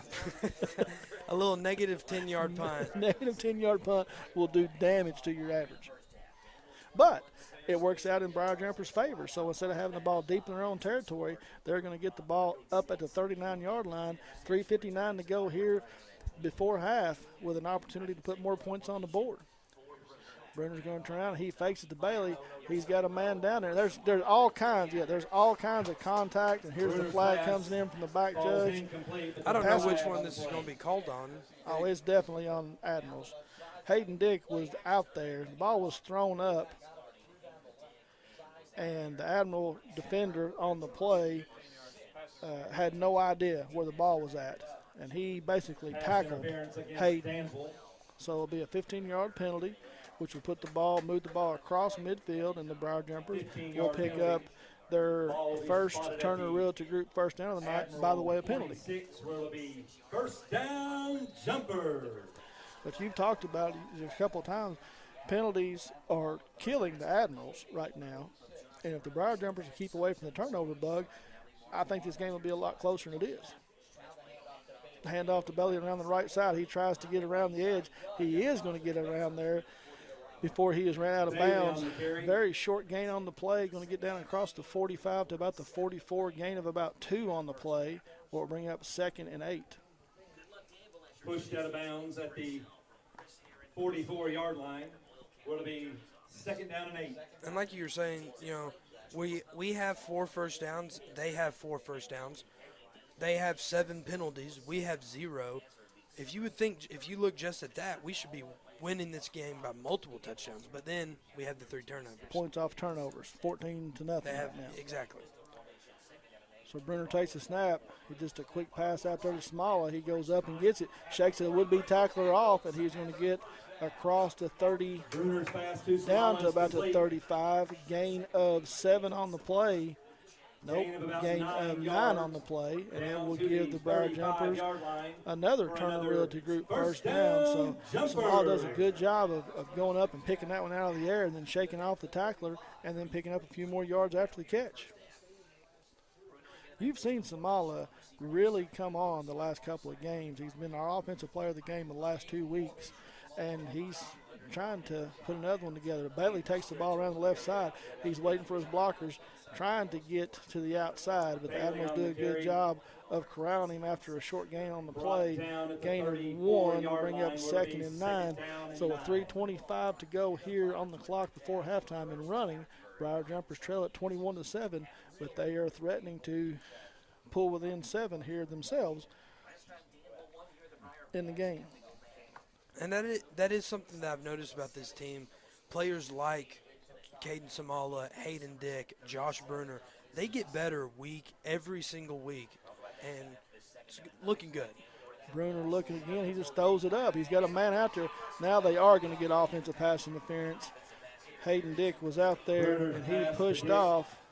Is complete. No, I don't know. Hayden Dick comes running back and saying, there's a flag on the play. No, they're going to call offensive pass interference, I'm pretty sure. Hayden Dick's coming back. He's not happy. He was able to get the reception, but before he did, he pushed off the defender. There was hand fighting going on by both players, but now they're talking to the Briar Jumpers sideline, so I'm not so sure it's not defensive pass interference, Jacob. And it is. It is. Like you said, there were hand fightings by both ways. Pass interference against Danville. It is declined. So they're going to decline it. So a big they pass. favored Somerset over Danville on that. From Bruner to Hayden Dick on that. And it's going to put the Briar Jumpers in the Rick Barker and Gobby Realty and Auction red zone for the first time tonight. Power formation. Bailey takes the snap. Same play that he scored on. He's fighting hard for extra yardage. It's just the off tackle there. They put Hawkins right behind the offensive tackle. Power set formation, turn around, and Bailey runs up in there hard, keeps his feet moving, and picks up 3 on the play. Ball spotted down at the 10 will be 2nd and 7. And honestly, back to that pass interference call, I wouldn't have been upset if they called it on us because there were hands from Hayden Dick on the defensive back, but I am glad that they called it on Danville because this is in our favor by a lot. So Hayden will go wide to the left, Smaller wide to the right. The same power set we've seen. Hawkins lines up on the left side. He fakes it to Bailey, and Bruner tries to roll out. Just a naked bootleg, and he can't get outside. He's brought down at the 15 and brings him back. It'll be 3rd down and 12. loss of 5 on the play. So it goes from 2nd and 7 to 3rd and 12 back at the 15-yard line. And right now what you're looking for is probably not a shot. You're probably – because this is clearly two plays to get 12 4 yards. downs. So what I'm thinking is you probably want to get close to the end zone. I mean, close to the sidelines because there is a minute and a half left. You still have 2 timeouts. You do. Yeah. But I would try to get, 4, 5, 6 yards on this play. Bruner drops back. He's got Hayden Dick out here, throws it up. There's contact again, so I don't know if we're going to get pass interference on the Admirals or is incomplete, but there's a with the flag in the end zone. And with these 3 pass interference calls with Hayden Dick involved, offensive pass interference there this we go. time. So, yeah, Pass so interference Hayden was against really, he Somerset. got away with it on the last possession or last reception down there. This one he pushes off again, and they do call it on the offense. So it will be, that will Danville declined has it. So the makes flag. up It'll bring 4th up 4th down and 12 for your 4th and jumper. 12 at the 15-yard line. With 1:15 on the clock before halftime, Briar Jumpers have to get it down to about the 3-yard line to pick up the first down.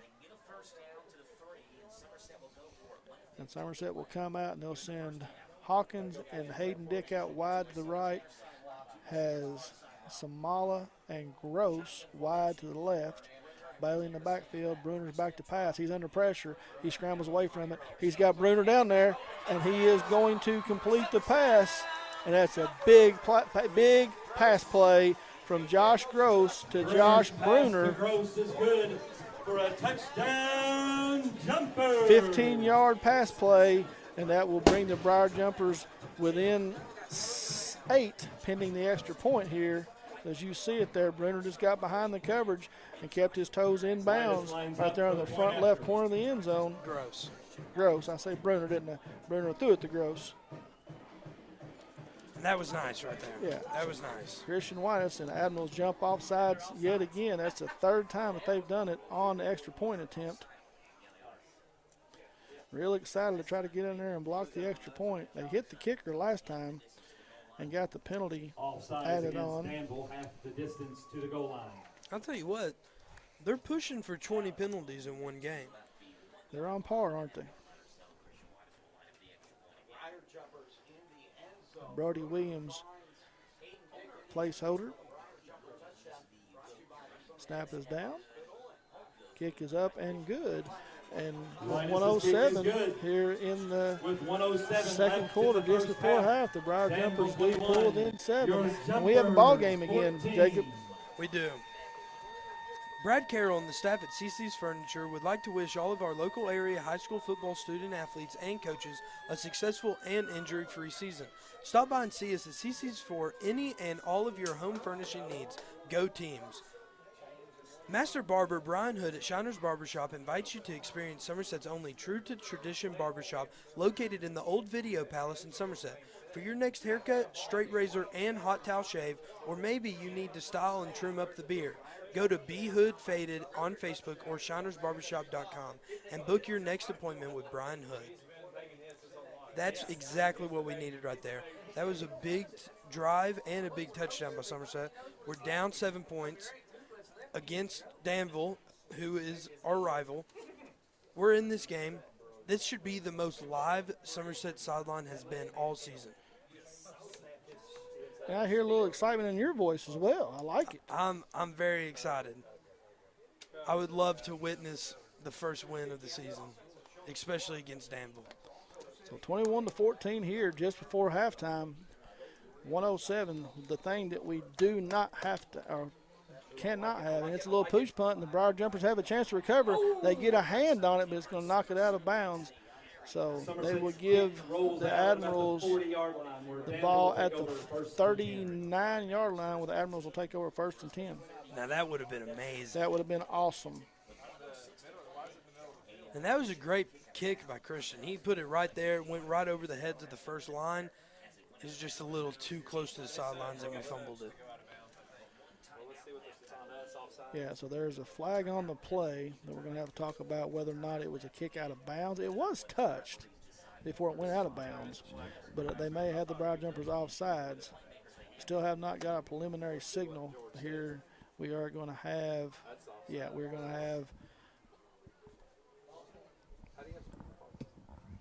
have 2 penalties on the play. We have offsides on the Briar Jumpers. We have we have a crackback block on the Admirals. And that's number 10 for the Ball first half. start on Somerset's kick team. And so that's going to back the Admirals back up inside the 30 to the 29-yard line. So we had the 5-yard penalty against the Jumpers, had the 15-yard penalty, makes it 10 yards. So instead of the 39, the ball's back to 29. Ball will be placed at the 29, first and 10. And like you said, they're trying to get 20 penalties. Admirals come out, and the old wishbone going to try to hand it off to number 8 off the left side. That's Keelan Story, and he's only going to pick up about 3 or 4 on the play before he's brought down by the interior defensive line. Brought down by Bailey at around the 33-yard line. Pickup of about 4 will bring up. They get a little bit more than I thought. Ball comes across the 30 up to about the 33-yard line. 2nd and 6, 38 seconds to go. Admirals out of timeouts. And they come back out in the wishbone again. And they're going to turn around and hand it off to Demarie Brown this time. He dances back to the left side, and he is going to pick up 3 or 4 more yards on the play, and will bring up 3rd and about 2. But again, Admirals can't stop it. I assume they're just going to run out of the about half. 2 will bring up 3rd and They 1. get the ball to start the second half, so I don't know. I think that Coach Peach will be content to take it into the halftime with a 7-point lead, and as the Admirals are walking off the field, they will. So here from Somerset at the Briar Patch, halftime, a little bit of excitement here for the first time in a long time, and the Briar Jumpers will go into the locker room still trailing, but only down 7, 21-14. We're going to step away. We'll have a few commercials here, and when we come back, we will have our Susan Hansford halftime report when we come back. Has much to offer. Enjoy it. Follow your dreams. Start a new business or expand an existing one. I'm Michael Bush, Vice President and Chief Credit Officer. Come find out why more businesses are choosing United Cumberland. We, the people of this great land, are resilient and will get through this. And buying and selling is the real stimulus. Land and real estate are the premium investments, and they're not just making any more land. At Ford Brothers Auctioneers, we'll get you the most for your property with live, online, and multi-parcel auctions. Selling farms, homes, developments, and commercial properties for top dollar. Give us a call or online at FordBrothersInc.com. Out here in the real world, we've spent too much time waiting around and wondering if we'll ever get to be what we really want to be. Now it's time to move forward. And with a little help from Somerset Community College, you can finish that degree or start a whole new life as an IT VIP, a healthcare hero, and more. In less time and for less money than you think. The time is now. The place is here. Never underestimate you. Life has much to offer. Enjoy it. Follow your dreams. Start a new business or expand an existing one. I'm Michael Bush, Vice President and Chief Credit Officer. Come find out why more businesses are choosing United Cumberland. Most accidents and breakdowns happen close to home. You know who else is close to home? Tire Pros. With our 24/7 roadside assistance, we're always there for you. And our team of trained and certified technicians can repair your brakes, transmission, electrical, and more. Looking for tires? Shopping online is fast and easy. Choose from our huge selection of name brand tires, then schedule an appointment to have them professionally installed at a time that's convenient for you. Hassle-free, guaranteed. Tire Pros. We're here for you. Since 1988, Toyota of Somerset has been serving and supporting our local communities. We want you to know that we are here for you and your family. Someone you can trust. Someone you can count on. Now and for the better days to come. Trusted, loyal, dedicated, helpful, and consistent. Toyota of Somerset. Come see us or visit us online at toyotaofsomerset.com. Here at Citizens National Bank, we still take pride in treating each and every customer like we would want to be treated. Our employees are here to help you navigate the confusing lending process and determine which type of home loan best suits you. Schedule an appointment today. We have highly qualified loan officers ready to serve you.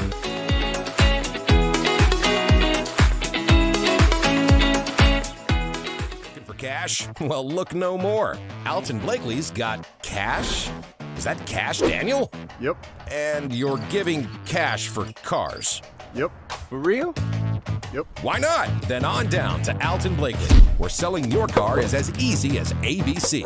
If you have a vehicle you'd like to sell or trade, it's fast and easy to get paid. And we'll give you top dollar.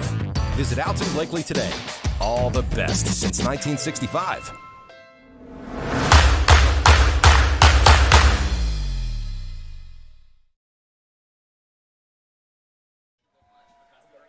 And we would like to welcome you back to high school football here, presented by Entrust Healthcare Counseling Services.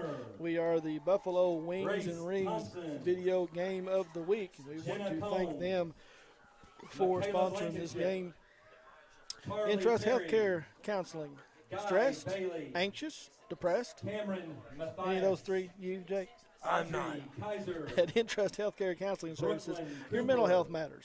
Entrust offers you the flexibility of providing you counseling services in their office, on the phone, or through your computer.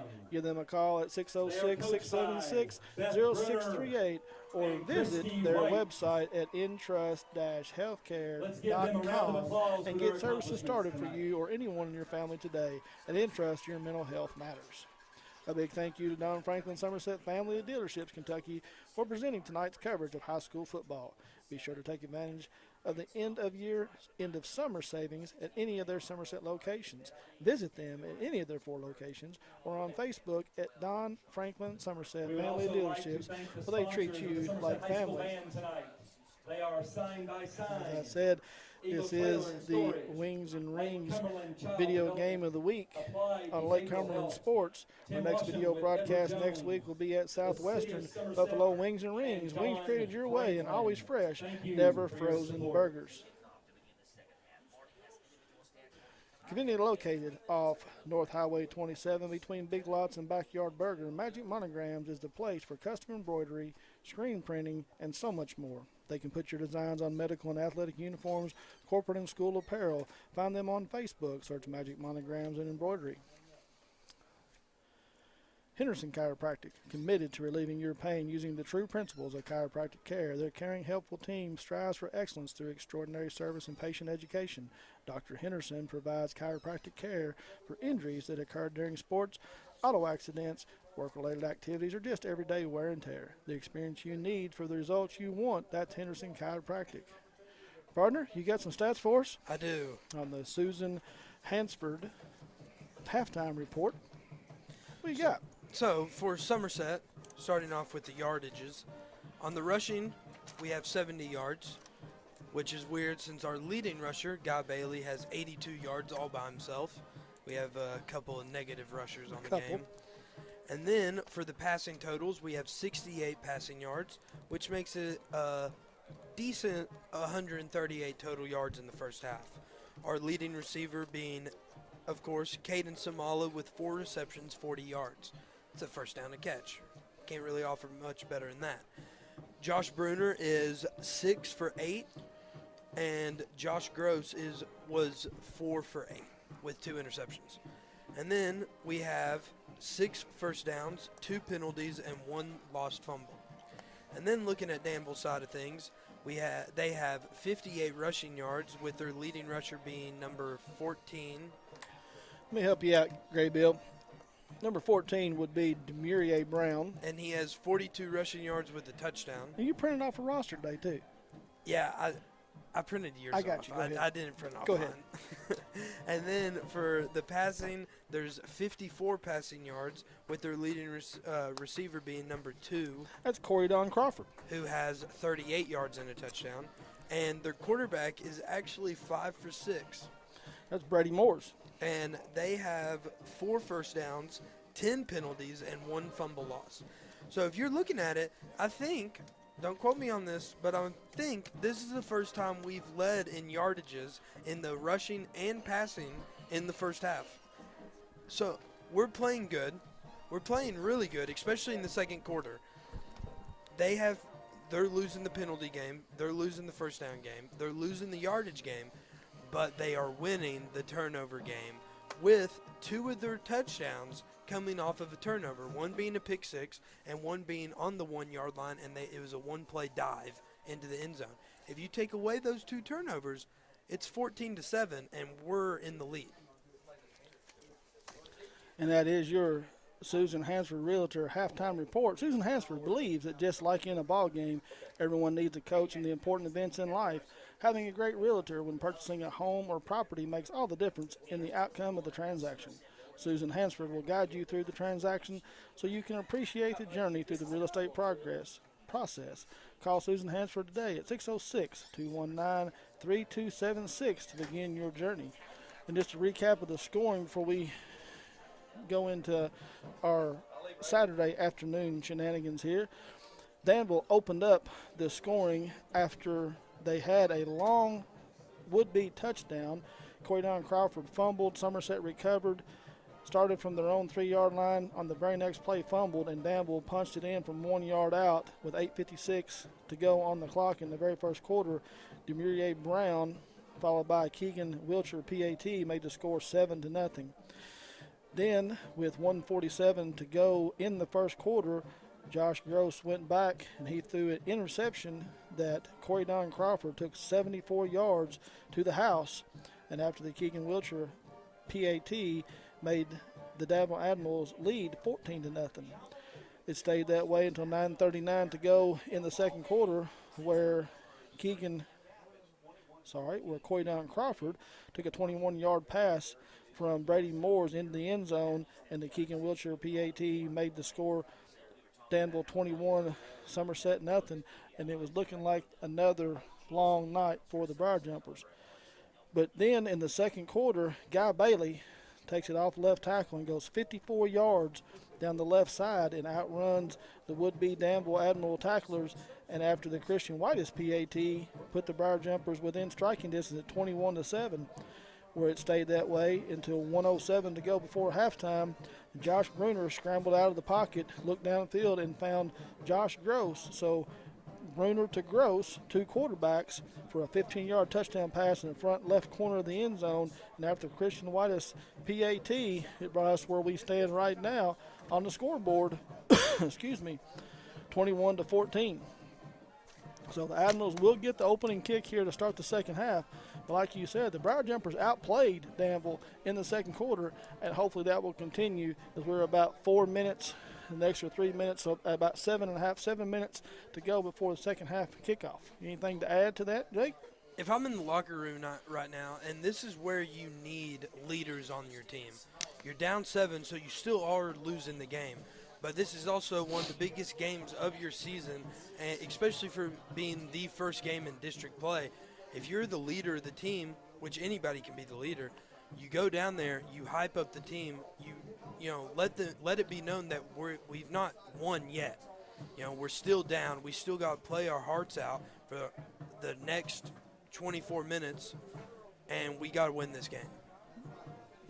Scores from across town that we did have: Southwestern taking on Whitley County tonight, and the Warriors lead the Colonels 36-0 at halftime of that game, and the Pulaski County Maroons hosting the North Laurel Jaguars tonight, and they lead at half of that game 19-2. College football. Yes. Got a big one in your neck of the woods tomorrow. The Red River Shootout. That's one of the biggest rivalries in college football, Oklahoma and Texas. Big game, as we talked about. Oklahoma a slight favorite in that game, taking on your Longhorns. What's your take on that one? This is my favorite week of football season until the game of, and then I'm never more stressed in my life.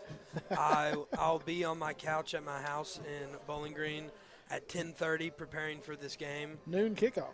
And we are an hour behind, though. That's so right. It's 11. 11 for them, noon for us. Yeah. So I'll be there at 10:30. Oh, you're an hour behind. Sorry. Yeah, I'm an hour behind. Watching the game, watching the commercials, breaking everything down in my head. I'm not going to blink for the whole 3 hours. And if we win, nobody will see a happier Jacob Graybill. Unless we win tonight, then you might.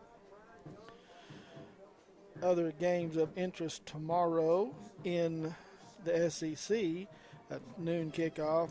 Number 13 Arkansas takes on Ole Miss. Arkansas looking to licking their wounds after the butt kicking they took from the Bulldogs last week. That hurt. And those aforementioned Bulldogs will be on the road taking on an Auburn Tiger team that beat LSU at LSU for the first time in 6 or 7 years, I believe. It's not easy to win at LSU, so that was an impressive win. That was. And then in the Big Ten, we have a big matchup. Number 3 Iowa Hawkeyes versus number 4 Penn State Nittany Lions. Penn State going on the road, and that is going to be go a long way to decide who's going to be the champion Big Ten this year. Already in just the middle of the season. And I'm taking the Hawkeyes. You heard it here first. I think the Hawkeyes are one of the most dominant teams in college football this year. And then one of the biggest games of the young season for the Kentucky Wildcats, coming off the big upset win against the Florida Gators last week. They'll be at home this week taking on the LSU Tigers, number 16 in the nation right now. So we'll see what happens there. As we get set to come back to action, both teams are back on the field. We're going to step away for just a few moments, and we will have some commercials from our sponsors, and we'll be back for the second half. Has much to offer. Enjoy it. Follow your dreams. Start a new business or expand an existing one. I'm Michael Bush, Vice President and Chief Credit Officer. Come find out why more businesses are choosing United Cumberland. We, the people of this great land, are resilient and will get through this. And buying and selling is the real stimulus. Land and real estate are the premium investments, and they're not just making any more land. At Ford Brothers Auctioneers, we'll get you the most for your property with live, online, and multi-parcel auctions. Selling farms, homes, developments, and commercial properties for top dollar. Give us a call or online at FordBrothersInc.com. Out here in the real world, we've spent too much time waiting around and wondering if we'll ever get to be what we really want to be. Now it's time to move forward. And with a little help from Somerset Community College, you can finish that degree or start a whole new life as an IT VIP, a healthcare hero, and more. In less time and for less money than you think. The time is now. The place is here. Never underestimate you. Life has much to offer. Enjoy it. Follow your dreams. Start a new business or expand an existing one. I'm Michael Bush, Vice President and Chief Credit Officer. Come find out why more businesses are choosing United Cumberland. Most accidents and breakdowns happen close to home. You know who else is close to home? Tire Pros. With our 24/7 roadside assistance, we're always there for you. And our team of trained and certified technicians can repair your brakes, transmission, electrical, and more. Looking for tires? Shopping online is fast and easy. Choose from our huge selection of name brand tires, then schedule an appointment to have them professionally installed at a time that's convenient for you. Hassle-free, guaranteed. Tire Pros. We're here for you. Since 1988, Toyota of Somerset has been serving and supporting our local communities. We want you to know that we are here for you and your family. Someone you can trust. Someone you can count on. Now and for the better days to come. Trusted, loyal, dedicated, helpful, and consistent. Toyota of Somerset. Come see us or visit us online at toyotaofsomerset.com. Here at Citizens National Bank, we still take pride in treating each and every customer like we would want to be treated. Our employees are here to help you navigate the confusing lending process and determine which type of home loan best suits you. Schedule an appointment today. We have highly qualified loan officers ready to serve you.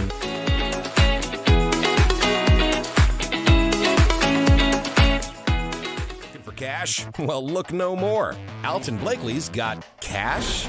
Is that cash, Daniel? Yep. And you're giving cash for cars? Yep. For real? Yep. Why not? Then on down to Alton Blakely, where selling your car is as easy as ABC. If you have a vehicle you'd like to sell or trade, it's fast and easy to get paid. And we'll give you top dollar. Visit Alton Blakely today. All the best since 1965.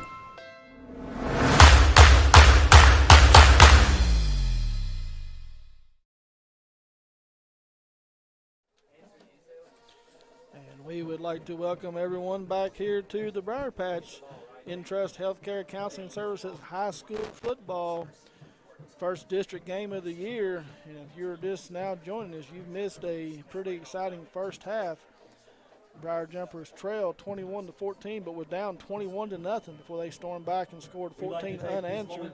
And they do have trail by 7 here against the Admirals in a ball game that, as my partner told you there at halftime, Somerset leads in every category, but 3 turnovers killed them. They had an interception return for a touchdown, had a fumble recovery at their 3-yard line, gave Danville a short field. So 14 points off of turnovers. If it wasn't for that, the Briar Jumpers would be leading 14-7. Yes, and, I'm just glad this game is as close as it is because this is the first time I didn't get to watch a Williamsburg game. So this is the first time that I've been doing this job that my heart's been racing, and I'm a little stressed out, which is good. Yeah, we like to have a little bit of excitement, and the Briar Jumpers will kick off. Christian Whitehouse puts his foot to it, and it is again another short little punt that hits at the 35 and is picked up there by the Admirals. He squirts free. The would-be tackler gets up to about the 45 across to the 46 where he's brought down. And 10 purple jerseys around the ball carrier, and that's exactly what you want to see. And the biggest problem Somerset, especially their defense that they've had, is coming back from halftime being, tired and put out and knowing they're going to lose, so they just give up. But now, a 7-point game against our rival, I'm hoping to see the most fired-up defense we've had all year. And if you're not, I don't know that you ever will be in this situation. If you're not, you're not going to. Admirals will come out, shotgun formation. You'll have Demurier Brown off to his left. Morris takes the snap, looking back to pass.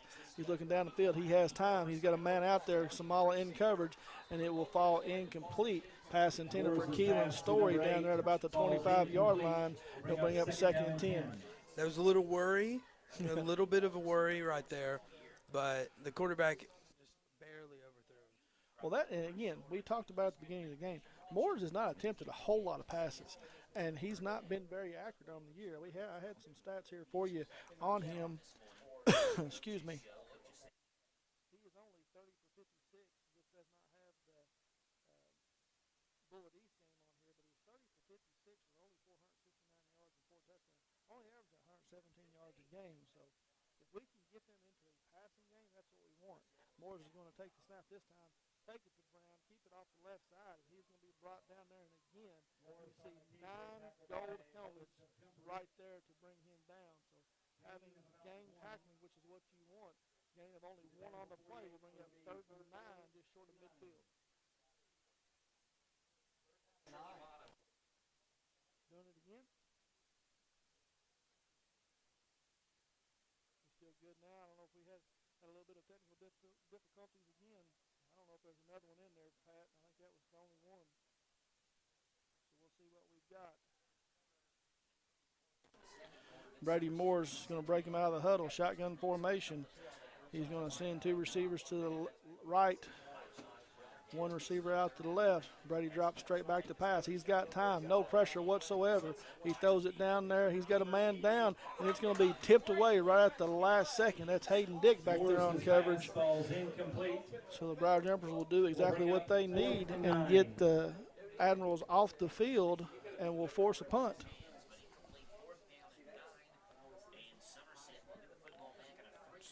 She said it's working.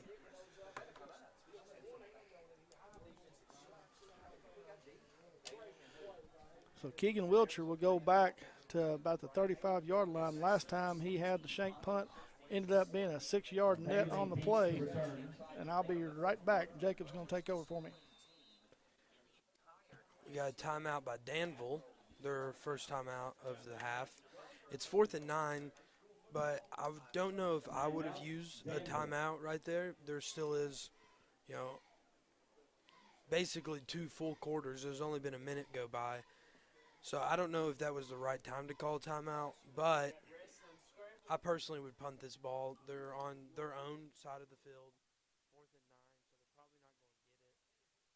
But it's going to be interesting to see how Danville does this offensive set, or if they decide to punt it, and that's why they called the timeout. But if I was a Danville coach, I would punt it, and if I was a Somerset coach and they went for it, I would play some deep defense because I feel like they're going to go for a shot right here. And it looks like that. It looks like they're going to punt the ball.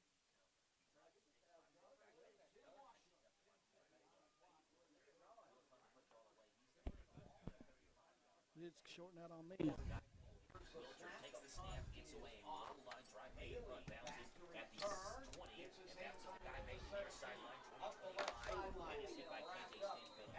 Every time I touch it, I'm shorting out. Really? Can you hear me? No, I can't even hear you. Yeah. Can you hear me now? I've got nothing. I hear you now. I can't hear nothing on my end. Now I can, but I couldn't hear anything a second ago, and I'm out again.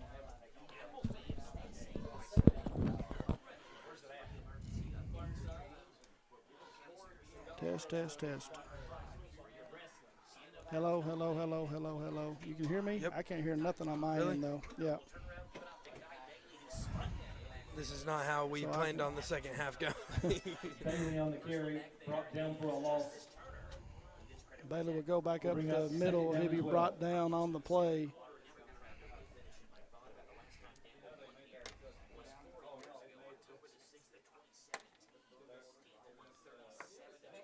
Bailey on a loss of 2 right there.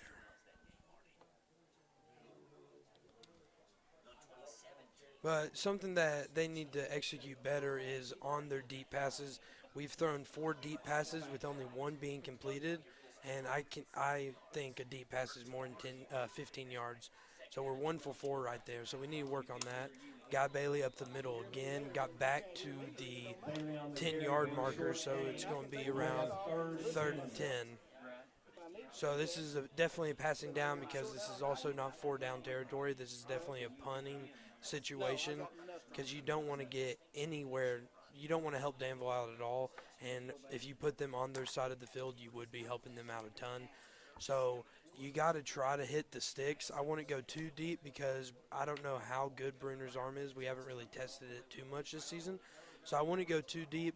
I would aim for the sidelines with the sticks. So I'd run probably an out route or maybe a little crossing route to try to get some area and get some first down.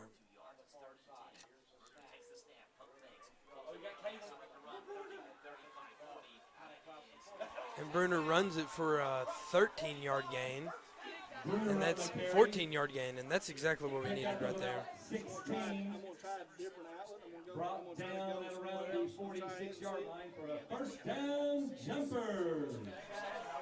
And that was so again, really having a little bit of technical difficulties. We're back here with the Briar Jumpers. Briar Jumpers after a big first down run by Bruner, and I apologize if my partner, I already got that for you, but went to lower his shoulder and the Admiral defender got out of the way. So first at 10 for the Briar Jumpers. Bruner just going to throw it out quick out there to Gross, and he's going to get back to the line of scrimmage. We'll bring up 2nd and 10. So the Briar Jumpers are moving after they turn a relative good first down on the run by Bruner. And that was a really high IQ play by Bruner right there. The pocket collapsed in on him, and he didn't have anywhere to throw it. So he just jumped right out there and ran straight for the first down. So Briar Jumpers trying to tie this ball game up, trailing by 7 right now on the Randall D. Turpin scoreboard. 8 minutes on the clock. Bruner rolls to his left, throws it out here, pass intended for Hayden Dick, and he will come up with it. Gain of about 6 on the play. Will bring up 2nd and 4. 3rd and 7, or 3rd and 3. So they give him about 6 yards on the pass completion. So now it's 3rd and manageable, Jacob. You're not behind the chains. You're not 3rd and 8, 3rd and 10. You're 3rd and 4, and you're right at midfield. So potentially 4-down territory, trailing by 7. If you don't pick up the first down, but you make it close. Bruner back to pass. He throws it out there to Gross. Gross reaches out, makes a great catch, and he will pick up Bruner's pass to Gross is complete. 9 on the completion, and the ball will be spotted right down at the 40-yard line, and that will be another turn the relative group first down for the Briar Jumpers. And I love that play call right there. It was 3rd and 4, 3rd and 5, and it was a little stop route right at the sticks. He caught it and rolled over past the first down mark. That was a really good play call. I like this Bruner to Gross connection that we've got I really going on do. here. Right now, Gross has 4 catches for 36 yards. Bruner takes his snap, quick pass. This one's tipped up in the air. He was looking the exact same pass play, but the Admiral's got his hand up at the line of scrimmage and knocked it up in the air. And just for a second, looked like we may have our 3rd interception of the night, but it fell harmlessly to the ground. And that would have been our 2nd tip pass from a D lineman into interception. But no damage done. Incomplete. Brings up 2nd and 10. Hawkins and Hayden Dick will go wide to the right. Gross and Samala come to the near side. Bruner takes the snap. He rolls out. He's got Hawkins out there. Ball a little bit behind him, and Hawkins makes the completion. And we'll pick up about 8 on the play. We'll bring up 3rd and a very manageable 2. Ball spotted at the 32-yard line. And that was actually Hawkins' first catch on the night, so I hope he gets more involved, especially, with his big frame. He should be the #1 red zone target. Yes, he should. And I talked about it in the pregame. You have to get Hawkins involved if you want to have some success. Briar Jumpers will come out this time. They're going to send 3 receivers out wide to the left side. Samala's going to go out wide to the right. Bruner takes the snap and a design quarterback run, and a little bit of bad snap, had a little bit of a hard time corralling the snap, and it's going to cause him to lose 2 on the play. So you go from 3rd and 2 to 4th and 4, but again, it's a manageable 4th down yardage. Yeah, 4th and 4 right here, you can really do anything you want. You definitely want to try to get a first down, so I wouldn't bank on the run right here. But they've been killing it with the short passes this drive, so I would like to see that again right here. Cam Hughes checks in for Gross. Bruner takes the snap. He's trying to roll left. He gets around. Now he's under trouble, and he's going to go down for a big sack on the play. Xavion Brown comes up from his linebacker spot, and he's going to sack Bruner back there for a loss of 8 on the play, and the Briar Jumpers will turn it over. The Admirals will take over. So a big opportunity missed for the Briar Jumpers right there to tie this ball game up. But we saw some good things on that drive. We did. We saw a lot of good things, and I'm not glad that happened. I wish we could have scored, but that drive really opened up a lot of things for our offensive sets. So Moores will bring the Admirals to the line. He's been in shotgun most of the night, but he's going to go under center on this formation. He turns around, he pitches it back to Demirier Brown, and he has got nowhere to go.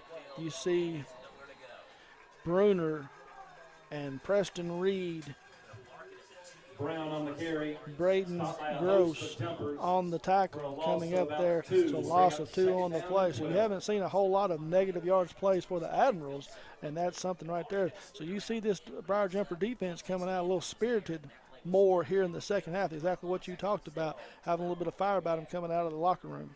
And this is one of the things that Somerset's been known for my whole life, is our aggressive power-hitting defense, and I want to see that happen tonight. Moore sends 2 receivers out to the left, 2 to the right.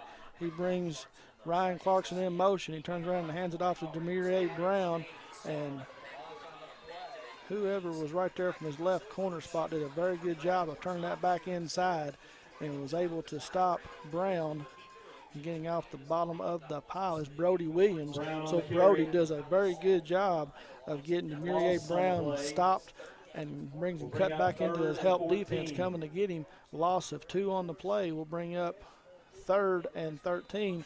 and the Admirals will call their second timeout of the second half. And as a Ron Shaw Realtor timeout, and you can hear the Somerset faithful getting excited here for their Briar Jumpers. Timeout.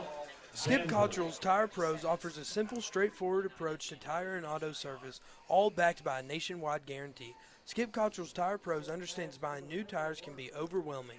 That's why they've made it easier than ever to find name brand tires that fit your need and budget. Skip Cottrell's Tire Pros, hassle-free, guaranteed. Visit skipstirepros.com to find out more or to schedule your appointment today. Toyota of Somerset has been a proud member of this community since 1988, and they are proud to sponsor local high school sports. Toyota of Somerset is a multiple winner of the Toyota's President Award as well as the Dealer Rater Award. Whether you are looking at one of their 18 new vehicle models, a certified pre-owned vehicle, or a top-quality used vehicle, Toyota of Somerset will help you own a vehicle for less. They accept every credit application, and their lending sources has millions of dollars to lend. They are located at Stoplight 23 or online at toyotaofsomerset.com, and they are about to open till the last customer is served. That's Toyota of Somerset, where all they care about is you. Welcome back here to the Briar Patch. Brady Moores drops back to pass. He's looking down the field. He's got plenty of time. He's got a receiver down there behind the defender, and it is knocked away at the very last second. There, knocked away by Cam Hughes. He had a receiver down there. Keelan Story had got behind the defenders, but the Briar Jumpers secondary was able to close in and knock it away at the very last minute, and they will force a punt. So Briar Jumper defense playing well here at the beginning of the second half. And this has been these past two drives have been what I have wanted to see from the Jumpers defense all season. They've been running to the ball. They've been playing great defense so far, and they're hitting hard, which is my favorite part of the game. Like, I hate offense. I love defense. I love hard hits. I love good pass deflections. So this is great. Wilcher's going to put his foot to it. This time a much better punt. Bailey will field at the 25-yard line. He takes off along the right side. He's got a little bit of a wall built. He's across 50. Now a flag comes flying in. I think you're going to have a block in the back on the Briar Jumpers, but after a good return across midfield, it will be brought back to about the 50. Penalty comes back, probably go back to about the 40-yard line, but we'll see what the call is. Scores from across town. Southwestern Warriors now lead 43-8 against Whitley County at the end of the third quarter, and the Pulaski County Maroons still lead the Jaguars 19-2 early in the third. And have not seen a signal from the referee just yet, but they are marking it off against Somerset. And I'm telling you, this referee that is calling this game, he is one that does not do a very good job of giving the sign, but it was a block in the back. So the ball will come back to the 39-yard line. Will be 1st and 10. 4 minutes and 19 seconds to go in the third quarter in a 21-14 ball game. Freshman Josh Bruner is taking over at quarterback. He takes a snap, drops straight back, tries to run up the middle. He is going to be brought down for a 1-yard loss on the play. Receivers were all covered, thought he saw a little gap, but before he could get going, he's going to be dropped down for a loss of 1, be 2nd and 11. And we got to the red zone the last drive. We were right there. We got to get a score early, like in the third quarter. We don't need to drain too much clock and, drizzle into the fourth quarter. We need to score this quarter, tie it up, because based on the past two quarters, our defense is going to lock them up. So we just got to score on offense. Briar Jumpers have only been in one close ball game this year, and that was against Williamsburg 2 weeks ago. Danville has been in a couple of close ball games, have won a couple of close ball games, so they've been there, done that. Briar Jumpers need to find a way to finish a close ball game with a win. Bruner comes out. He's going to roll out to his left, and it's just a sprint out draw to Bailey. Hand it back, going back to his right side. And Admirals are there for him. And they're going to drop him for a loss of 2 on the play. So it will be 3rd and 12 for the Briar Jumpers back at the 36-yard line. See, it's like our offense did a 180. In the first half, our run game was what was helping us out, and our pass game was just our secondary option. And this half, our passing game has been the thing that's helped us get first downs. In our run game, we don't have positive yards in the first half. Second half in running. Bruner takes a snap, drops straight back. He's under some pressure, trying to find a way to get out. He's being tugged around by his jersey, and he is going to be brought down for a sack again on the play. So 2 times the Briar Jumpers are trying to get something going. On 4th down here on the previous possession, he got sacked. And on 3rd and 13 on this one, he's going to be brought down for a big loss on the play. Going to take the ball all the way back to the 28-yard line. Will it be 4th and forever? So Hawkins will have to punt, and that's not something that you want to do here. The potential of giving the Admirals good field position. Corydon Crawford will stand at his 40-yard line, and he's got plenty of speed. If he can get the ball in some space, Hawkins kicks it, and it is a high end-over-end kick that's going to hit right at the 46-yard line. Crawford's going to come up and field it, and he is going to get all the way up. He's not down, but they're going to call him down. And that's not Crawford, actually. That's Keelan Story that was able to catch it on the bounce and get it up to the 47-yard line. So gain or return of about 7 on the play. And Admirals will be threatening Briar Jumper territory here as they come to the line of scrimmage. One thing I like, just looking at the stats right here, if it stays a close game, they only have 1 timeout left, and Somerset still has all 3. Yes. And that could play a big part, especially if Danville keeps getting these penalties, which are free timeouts for Somerset. So Demirier Brown in the backfield, shotgun formation off to Moore's right, and there's some confusion on the Briar Jumper defense, and they will call a timeout. I jinxed us. They will call a timeout, and we will have Somerset's first Ron Shaw Realtor timeout of the second half here on the Randall D. Turpin scoreboard. 1:44 in the third quarter, and Briar Jumper still trail 21-14. Ford Brothers Auctioneers, a proud sponsor of local high school sports. Whether you are selling a family estate, private or commercial real estate, equipment or personal property, they've got you covered. Ford Brothers Auctioneers is recognized statewide and nationally as one of the leaders in the auction industry. Whether it's live on site, online, or a combination of both, you can count on Ford Brothers Auctioneers to deliver top quality organization, advice, and results for you. Visit them online at FordBrothersInc.com. Ford Brothers Auctioneers, selling the country since 1965.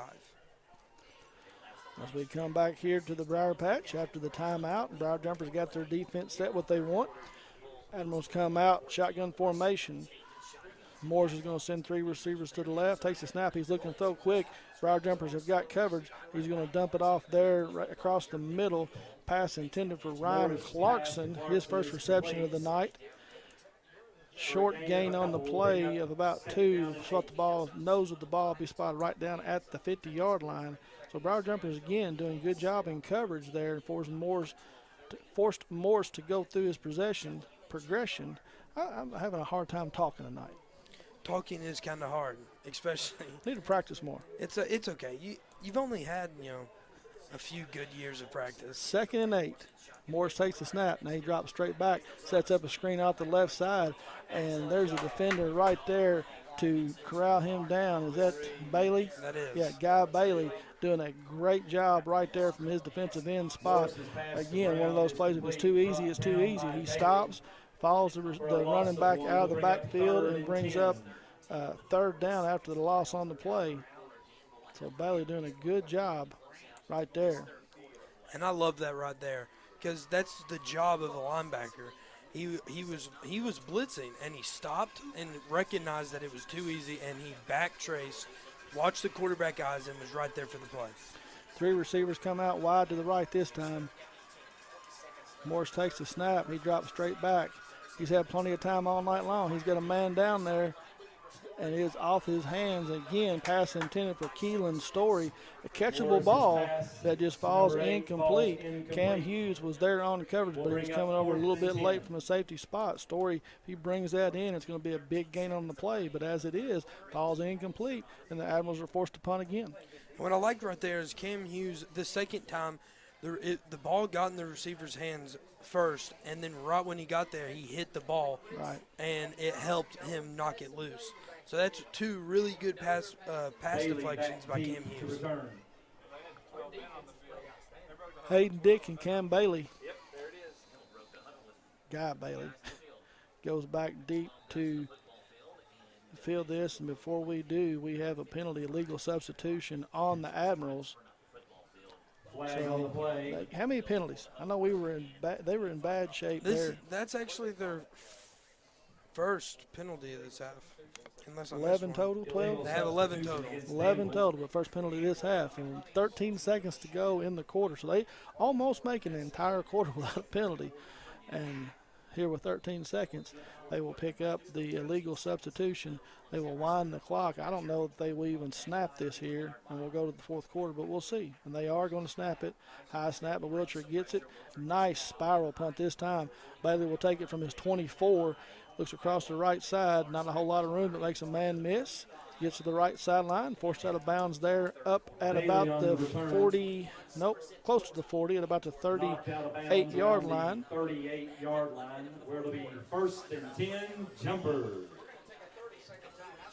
So a return of 14 on the the play. end of the third That will be quarter. the end of the third quarter here on the Randall D. Turpin Admirals scoreboard. 21, and your We have a Somerset ball Briar game. Jumpers Briar 14. Jumpers trail Danville Admirals 21-14. If you want a great career, Somerset Community College Career and AMP technical programs can help.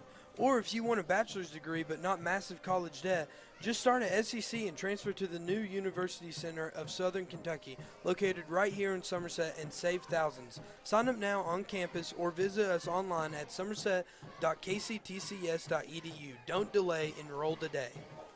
Since 1979, Modern Systems has been protecting communities all across Kentucky, and they are proud to be part of the communities they serve, committing time and sponsorships to numerous charities like Project 5810, Relay for Life, March of Dimes, Heart Walk, local school programs, and many more. Modern Systems, your neighbors and your friends, and they work 24/7 to protect the things that matter most to you.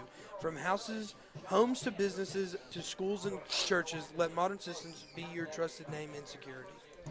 Final from across town at the reservation, Southwestern Warriors knock off the Whitley County Colonels 50-16, and we are back here at the Briar Patch. Bruner takes a snap, turns around, hands off to Bailey, trying to find room right up the middle, and there is nowhere to go in that big part of that Danville defensive line. He's going to lose 2 on the play.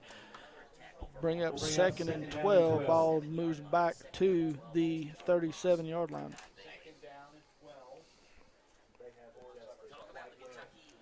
So again, fourth quarter, Briar Jumpers in the ball game, only trailing by 7. Last 2 possessions, though, they've not had a whole lot of luck. They need to get something going again in the right direction.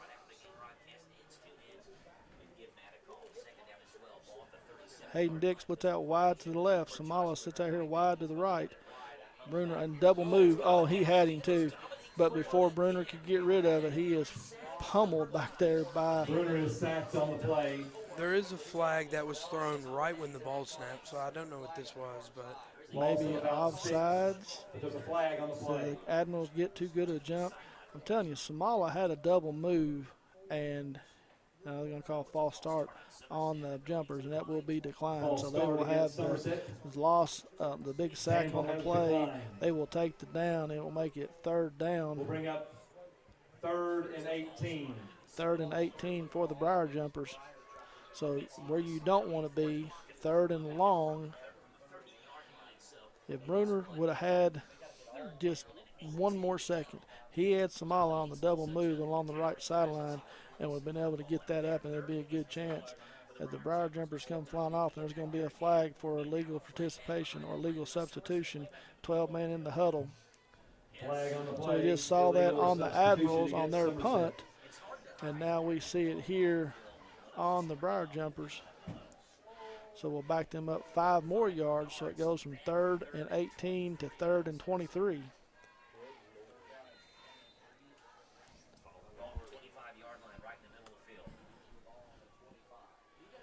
So the ball moves back to 25. They have to get all the way up to close to midfield, have to get to the 48-yard line for a 1st down.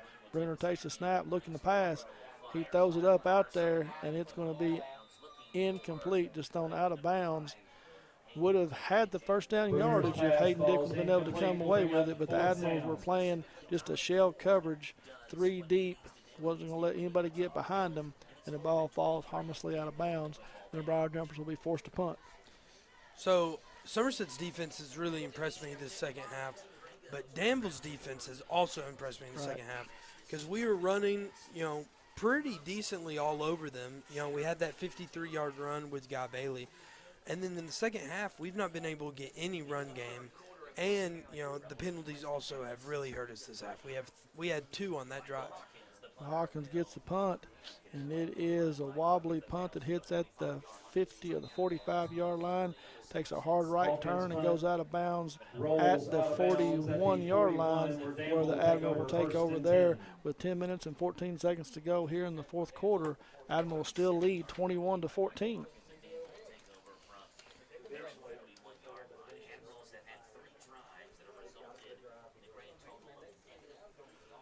So nothing going on for either offense here in the second half.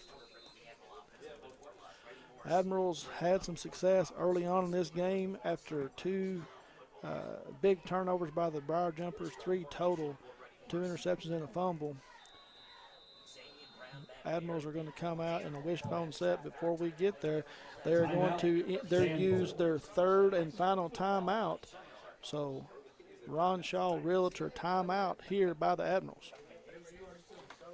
Alton Blakely is proud to sponsor local high school athletics. Check out all of our new and pre-owned inventory at altonblakely.com, abhonda.com, and abauttooutlet.com. Rick Barker and Godby Realty and Auction, names you know, names you can trust. Real estate and auction services for farm, commercial, residential, and personal. Godby Realty and Auction has 49 years of experience in the real estate and auction business, and we are ready to put that work for you. Go online at godbyrealty.com for more information. So as we get set to come back to action here in the fourth quarter, I'd like to take this moment to thank our tonight's sponsors, Cumberland Security Somerset Bank and Alton Blakely. looking to force another stop here. Admirals are going to try to come out and play a little bully ball, going to come out in the old wishbone set. This reminds me back of the Danville Admirals and the Briar Jumpers of the 70s and 80s. Morris is going to drop back to pass out of this situation, though. Nobody's there, so he's going to tuck and run. He's got some room up the left side. He will sneak across the 45 to about the 46 where he will run out of bounds. Gain of 5 on the play will bring up 2nd and 5. So they came out, they tried to show a heavy run formation and tried to use a little sneak attack, surprise the Briar Jumpers and pass out of it. Briar Jumpers did a very good job not letting it get behind them. Moores just tucked it and tried to get what he can get, and he was able to pick up 5. He's the second leading rusher on this team for the Admirals. He has rushed the ball 24 times for an average of 26.2. This time he's going to toss it out to Demirier Brown. He's going to try to get it around the right side. He's going to pick up about 3 or 4 on the play. Pick up 4 on the play, or he's driven back by the Briar Jumper defense. So it'll bring up 3rd and 1. Big opportunity here for the Briar Jumper defense again. If they can get a negative yardage play and force the Admirals to punt right here from midfield would be big. Somerset definitely needs to get a little stonewall action and lock it up from the with the 1-yard tackle. Like to see Coach Swearingen bring about 9 or 10 on the play right here. Admirals come out in the wishbone. Morris takes the snap, turns around, and hands it off the right side to Brown. He is going to get the yardage on the carry for the first down mark before he's brought down. He's got Keith and Bruner on the tackle. Briar Jumper slow to get up, but he does get up there off the pile. And that is Rylan Carter, and he's going to go back down. So we're going to have an injury timeout here on the field with 9:21 to go in the game. Briar Jumper still trailing 21-14. Since 1906, United Cumberland Bank held firm to a singular focus that the business of each person who graces our doorway or drive-through is worthy of our full time and attention.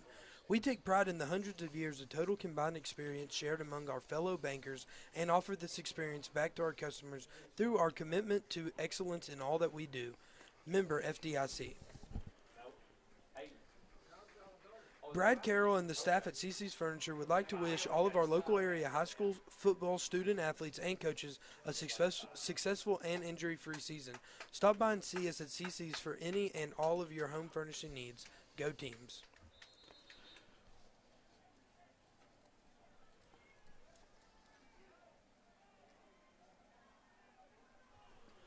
So as we come back from the injury timeout here, Rylan Carter was able to come off under his own pressure, or under his own, on his own. Wow. Words are hard. Wow. You're looking at me, and I had no help. Wow. I had no help.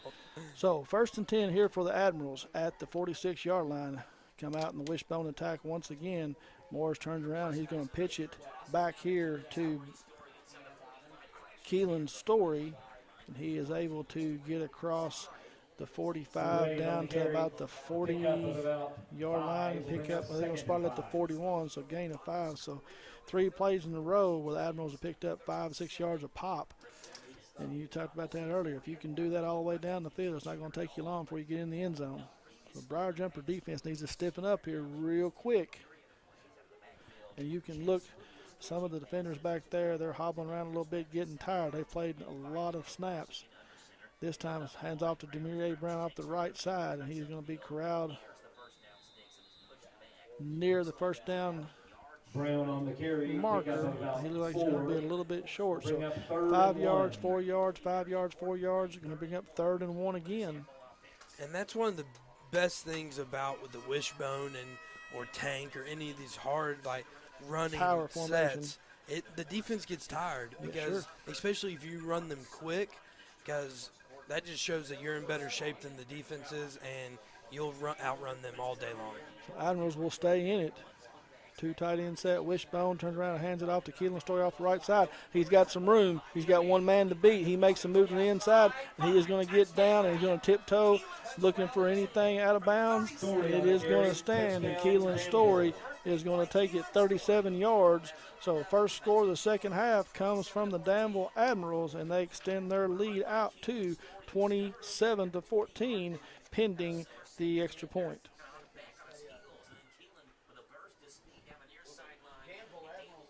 7:52 to go here in the game. That's not what the Briar Jumpers needed. They were in striking distance. Now they're going to they're going to go down 2 scores. Keelan Story just take a little handoff around the left side. Turned on the afterburners, and he was able to outrun the defense. He had 1 defender to beat, made a little inside move, and then bounced out around down the sideline and scored. So with 7:52 to go here in the game, Briar Jumpers now trail 28-14. Master Barber Brian Hood at Shiner's Barbershop invites you to experience Somerset's only true-to-tradition barbershop, located in the Old Video Palace in Somerset.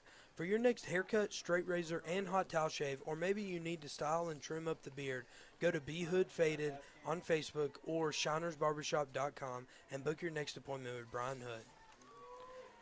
Wildcat Used Cars, big city inventory, small town prices. Located at 4469 South Highway 27 in Somerset, Wildcat Used Cars always goes the extra mile to ensure that the vehicles on their lot have the best prices and quality in the area.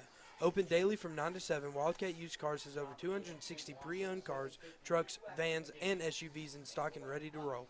Check out their inventory at wildcatusedcars.com. With on-site financing rates as low as 2.9, Wildcat Used Cars is your true one-stop shop for your next vehicle.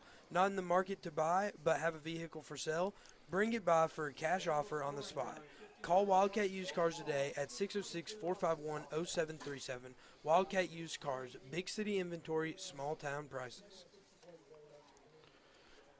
Update from across town, Classic Cane Maroons have extended their lead. Now they lead 33-2 against North Laurel. Here, Wilcher puts his foot to it. Ball picked up by White. He's going to take it back up to about the 40-yard line, where the Briar Jumpers will take over 1st and 10 there. On the return.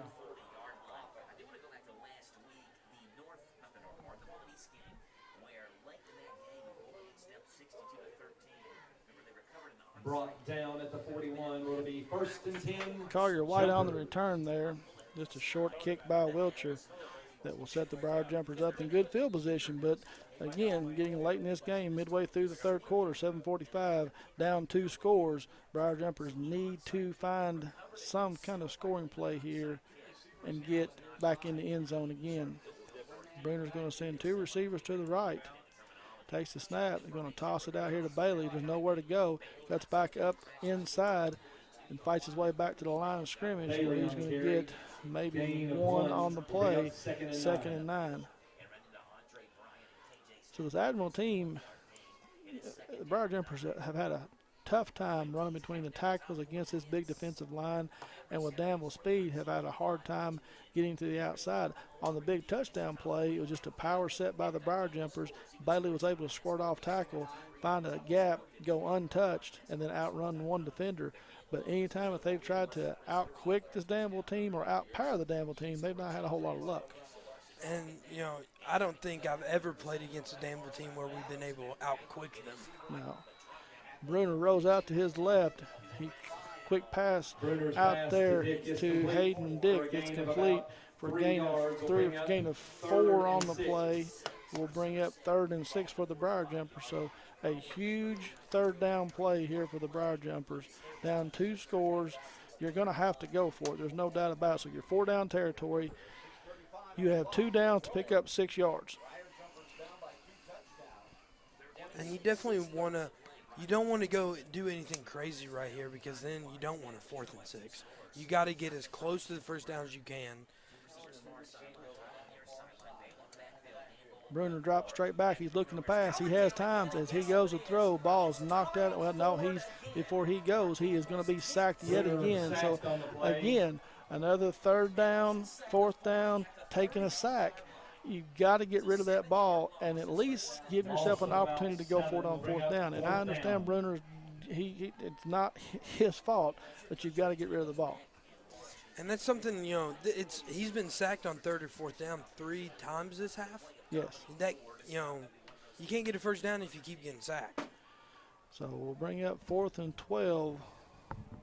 Hawkins will get to set it punt away. He's going to try to put it on the Somerset defense. Clock ticking down close to 5. It's a 1-hop punt, and Hawkins is going to, and that's exactly what we couldn't have happen right there. Short hop punt. Hawkins goes down and fields it, but it's going to give the Admirals a great field position all the way deep into Briar Jumper territory at the 28-yard line. And with 5 minutes left in the game, you know, if they score right here, all hopes of a comeback are gone.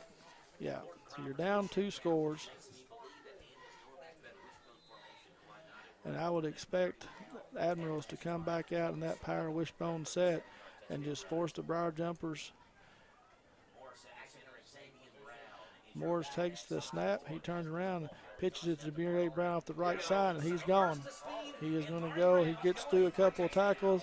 And first play after the bad punt snap, Demire Brown is going to take it 28 yards in for a touchdown, and this one has now gotten out of hand, Jake.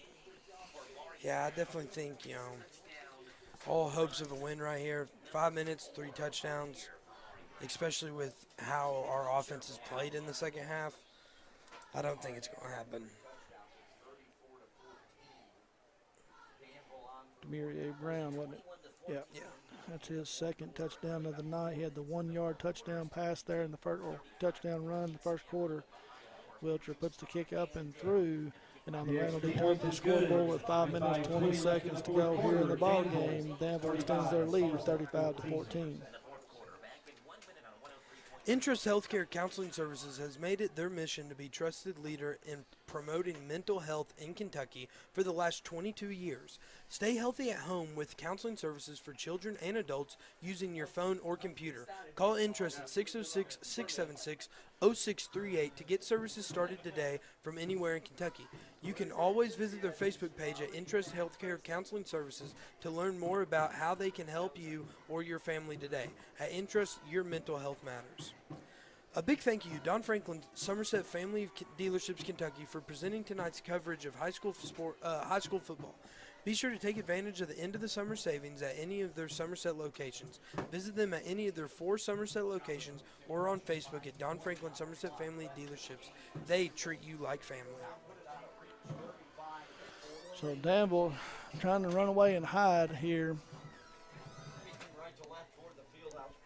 Extends their lead out to 3 scores, 35-14. And as Jacob said, the way Somerset's offense has played here in the second half, it's going to be a very, very tall task to get back in this ball game here. They do have 2 timeouts. Danville's used all theirs, but they're going to have a quick score and get the ball back. Wilcher is going to kick it end over end on the ground. It's going to be picked up there by Turner. Now that's Brody Williams is going to pick it up and bring it back. Down at the 38. It'll be 1st and 10, Somerset. Briar Jumpers are going to have the ball on their own 38-yard line, and like I said, you're going to have a couple of big plays, quick scoring strikes, which unfortunately Briar Jumpers have not been able to do that much this year. They've had 2 plays longer than 50 yards that I can remember, and one of them was in this game. Yeah. We've not been a big play threat, but honestly, if I'm Somerset right now, I would go for the end zone. 5 minutes left, I would throw at least a 25-yard pass. So Josh Gross and Hayden Dick come out wide. Oh, that's Gross and Samala. Going to turn around and throw it out here to Gross, and it's just a short pass and asking for Gross to try to. And he fights his way up across the 40-yard line. He is going to gain about 3 on the play. He caught the ball about 3 yards behind the line of scrimmage and was able to fight his way up. I almost thought the way that ball was thrown backwards behind the line of scrimmage that it was going to be a double pass and that Gross was going to throw it down the field, but that wasn't what it was. Now that you mentioned that, that would have been an amazing play call. I had it in my back pocket, but it just didn't work out. So shotgun formation, 3 receivers go out wide to the left. Samala comes to the near side. It's going to be a try to set up the screen pass out there to Hayden Dick, and Bruner just throws it into the ground on the one hop. But in football, that doesn't count. It'd been a good play from shortstop. He'd come up and thrown it to first base. I would have called him out. But not here at the Briar Patch on the turf. The use of the screen plays in this drive with 5 minutes left down 21 points is interesting. I don't know how well it's going to work. It's not worked very good so far, clearly. But I still think going down the field is the best move for Somerset. Well, Dan was looking for that, so maybe they were trying to do something. This time he's got Samala on a slant pattern, and very good throw and catch right there that time. Corydon Crawford was in coverage, and he came up and hit Samala, but not before Samala is able to get up or get the first down. So another Turner Realty Group first down for the Briar Jumpers. So a very good throw and catch right there from Bruner to Samala. And that's exactly what we needed, 12 yards. If we keep throwing 12-yard passes and catching them, we're going to score. This time, Bruner takes the snap, fakes it to Bailey, and he calls his own number, goes off to the left side. He's going to pick up 13 on the play, and will pick up another Turner Realty Group first down. So they've tried to run that play a couple times tonight and was not able to have any success. But on that one there, they are able to pick up big yardage with 4 minutes and 40 seconds to go with the clock running. Briar Jumpers trailing 35-14. They've got to get the ball in the end zone here very quickly. And Josh Bruner, he'll run it. He's a hard runner. 3 receivers out to the right. Bruner throws it out here again, and that is a backwards pass. I'm shocked that one was not called still live, and that was a fumble. Looking at it, I thought it was live. Yeah, that was a backwards pass. Briar Jumpers get a break right there because Corydon Crawford was there to pick it up, and he would have taken it 60 yards to the house, and that's been another big turnover and a touchdown. So in high school sports, that's one of the most inconsistent calls. Yeah, you just don't have the number of officials. I mean, you're sitting here tonight. You've got 4, you've got 5, you've got 5 officials. It's tough. This time, quick pass to Hawkins, just tight end as he goes down. The ball comes loose, but he was down, going to be right at the Gain of 9 will bring up 3rd and 1. first down marker. Going to be just a little bit short. 3rd and less than a yard for the first down. Ball spotted right at the 25-yard line. So Briar Jumpers threatening the red zone. Clock ticks under 4 minutes to go here in the game, trailing 35-14. They need 3 scores, so they're going to have to do this in a hurry. This is asking for a lot, but I think any chance to win, they need to score this play. Bruner again. Oh, ball comes out. He got hit, and the ball squirted out. Danville says they've got it, but fumble on the play. No, I think that was recovered by Somerset, and enough for another first down. Preston Jumper. Reed fall on the play, and he's able to fall on it and come out of there with the ball. So Briar Jumpers pick up the first down just outside the red zone at the 23-yard line. Clock running at 3:23. And this is an interesting good/bad stat, but we've had 4 fumbles today, and we've only lost 1. Bruner rolls out this time. He's got Hayden Dick down there. He's going to come down with it. Was he inbounds? Flag comes down. Still haven't given us it. They are going to give him the touchdown. Now we have to see if it's pass interference on the offense or defense. Still haven't seen a signal yet. Looks like it's going to be on Danville. If that's the case, it'll be a 23-yard touchdown, and it is. There's the signal. So a 23-yard touchdown, you see it. Corey Don Crawford has been involved in a couple of those tonight. But a 23-yard touchdown pass from Josh Bruner to Hayden Dick. And the Briar Jumpers get the score that they need. Still down 2 scores. 3:09 to go on the clock.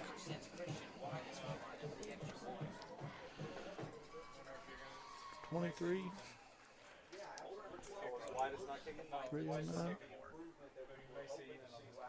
White is set for the extra point. Bruner to Hayden Dick, 23-yard touchdown. Christian White is on to attempt the PAT. Brody Williams will be the placeholder, takes the snap, ball is down, kick is up, and will sneak over the crossbar, and it will bring us to with 3:09 to go here on the game. Danville 35. Briar Jumpers trail the Admirals 21-35. Conveniently located off North Highway 27 between Big Lots and Backyard Burger, Magic Monograms is a place for custom embroidery, screen printing, and so much more. They can put your designs on medical and athletic uniforms, corporate and school apparel. Find them on Facebook, search Magic Monograms and Embroidery. Henderson Chiropractic, committed to relieving your pain using the true principles of chiropractic care. Their caring, helpful team strives for excellence through extraordinary service and patient education. Dr. Henderson provides chiropractic care for injuries that occur during sports, auto accidents, work-related activities, or just everyday wear and tear. The experience you need for the results you want. That's Henderson Chiropractic. Stressed, anxious, depressed? At Entrust Healthcare Counseling Services, your mental health matters. Entrust offers you the flexibility of providing you counseling services in their office, on the phone, or through your computer. Give them a call at 606-676-0638 or visit them on their website at entrust-healthcare.com and get services started for you or anyone in your family today. At Entrust, your mental health matters. And we will see an onside kick right here, Jake. I give you 100-to-1 odds. You have to. And we have number 30. That is Ethan Rubel. And it is a swibber, and it's going to go right to the Danville defender. That's number 4 that's going to recover it. So the Briar Jumpers try the onside kick, and Admirals will take over right there at midfield. So you've got 2 timeouts, 3:09 to go in the game, 35-21. The scary thing here is you're probably going to see some Briar Jumpers trying to rip and tear, trying to get the ball out. So you're liable to see some broken tackles and something happen here that you don't want to see. Briar Jumpers only have 10 defenders on the field too. Ball spinning to Keelan Story. He's getting jerked by his jersey. He's able to get away from a couple of tacklers. It's been nice to see that ball come out, but he's going to pick up 5 on the play and bring up 2nd and 5 across midfield down to the 46. Story on the carry. And like you were saying, they were trying to grab the ball, trying to hit him as hard as they could, and he broke 4 tackles on that 5-yard run. Yeah, they only had 10 defenders on the play, and in comes Lucas Childers late to get their 11th man on. Now they check one out, and as I'm saying, they don't need to check out. They've only got 10 out there. Bruner stays on the field, and they've got 11. Wishbone formation. Moore just turned around and hands it to Jameer Brown. He's going to fight forward. He's going to get the first down yardage. It looks like it's going to be real close. Brown on the carry.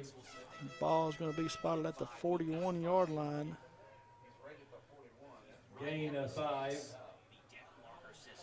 You've got Riley and Carter. They are going to give them the first down yardage. Carter comes off the bottom of the pile.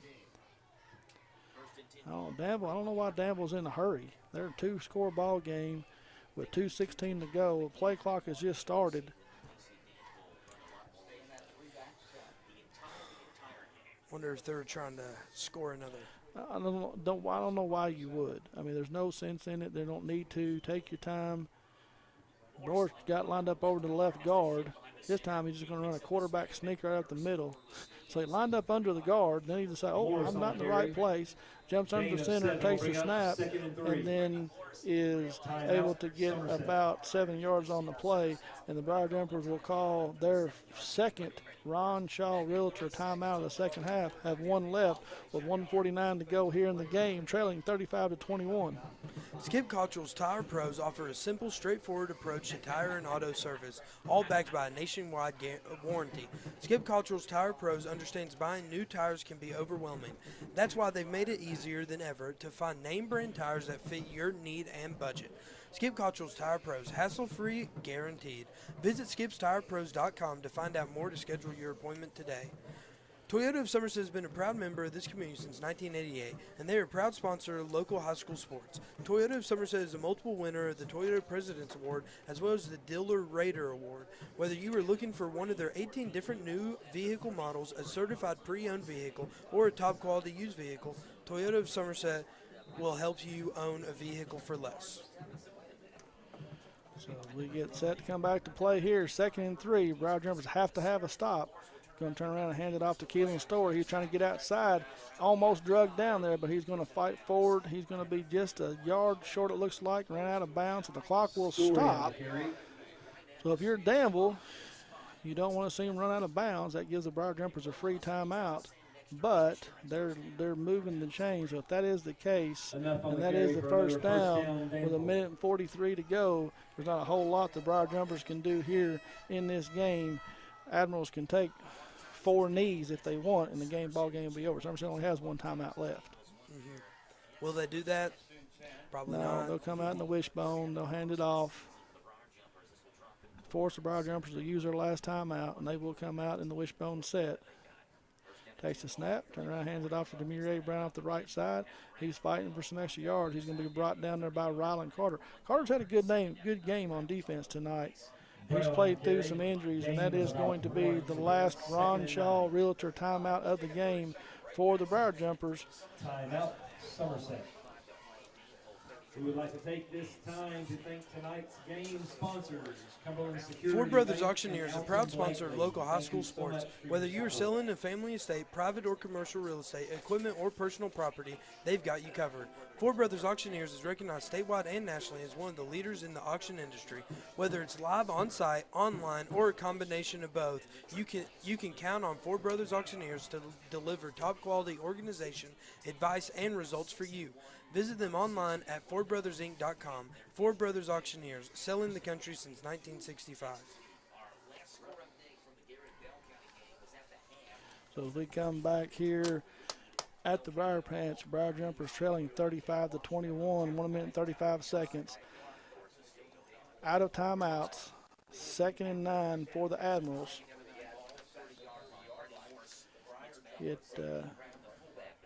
Briar Jumpers look good coming in the second half, trailing 21-14. We're just not able to put anything together. Moore's going to turn around and pitch it to Demir Brown around the right side. He waits for his blockers, picks one up, gives a little short drag, and he's going to take it all the way into the end zone.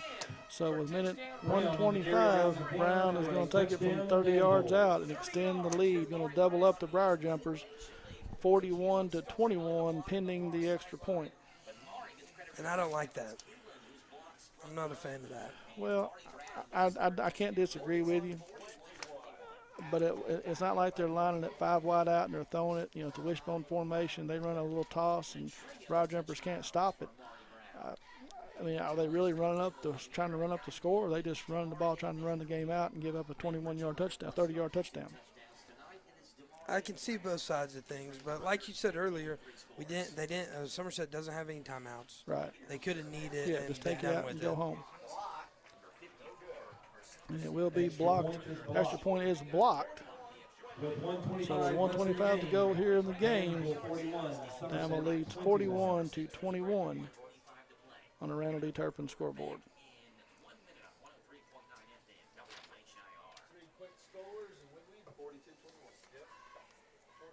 Master Barber Brian Hood at Shiner's Barbershop invites you to experience Somerset's only true-to-tradition barbershop located in the Old Video Palace in Somerset. For your next haircut, straight razor, and hot towel shave, or maybe you need to style and trim up the beard, go to B Hood Faded on Facebook or shinersbarbershop.com and book your next appointment with Brian Hood. Brad Carroll and the staff at CC's Furniture would like to wish all of you, our local area high school football student athletes and coaches, a successful and injury-free season. Stop by and see us at CC's for any and all of your home furnishing needs. Go Teams!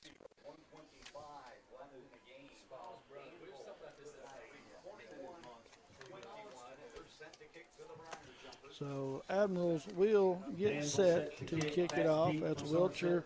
We'll spot the ball down at the 40-yard line. Guy Bailey and Caden Smollett back at the 15-yard line.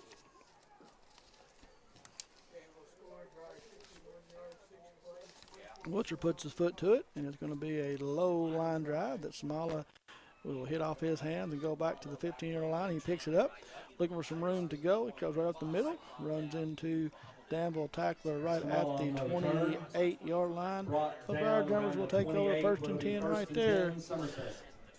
Jacob, they need three scores in a minute and 16 seconds. They win 42-41. I can't say I've never seen something crazier than that, so I wouldn't put my money on that. But I would like to see some effort by the offense, put a little pep in their step. I would love to get another touchdown. 28-41 looks a lot better than 21-41. Brunner will stay in at quarterback. He's got Guy Bailey off to his left, three receivers to the left, one to the right, turns around, fakes it to Bailey. Going to try to run it off the left side of himself. He's going to run into number 32. That is Xavion Brown. We'll bring him down from his linebacker spot. And will be no gain on the play. It'll be 2nd and 10. Clock winds under a minute.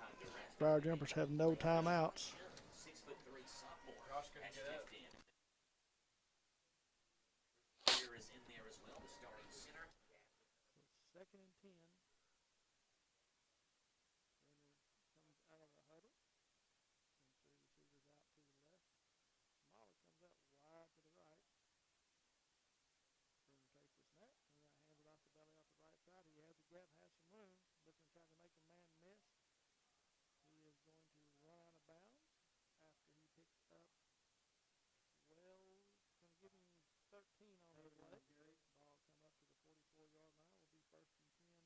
For the Briar Jumpers,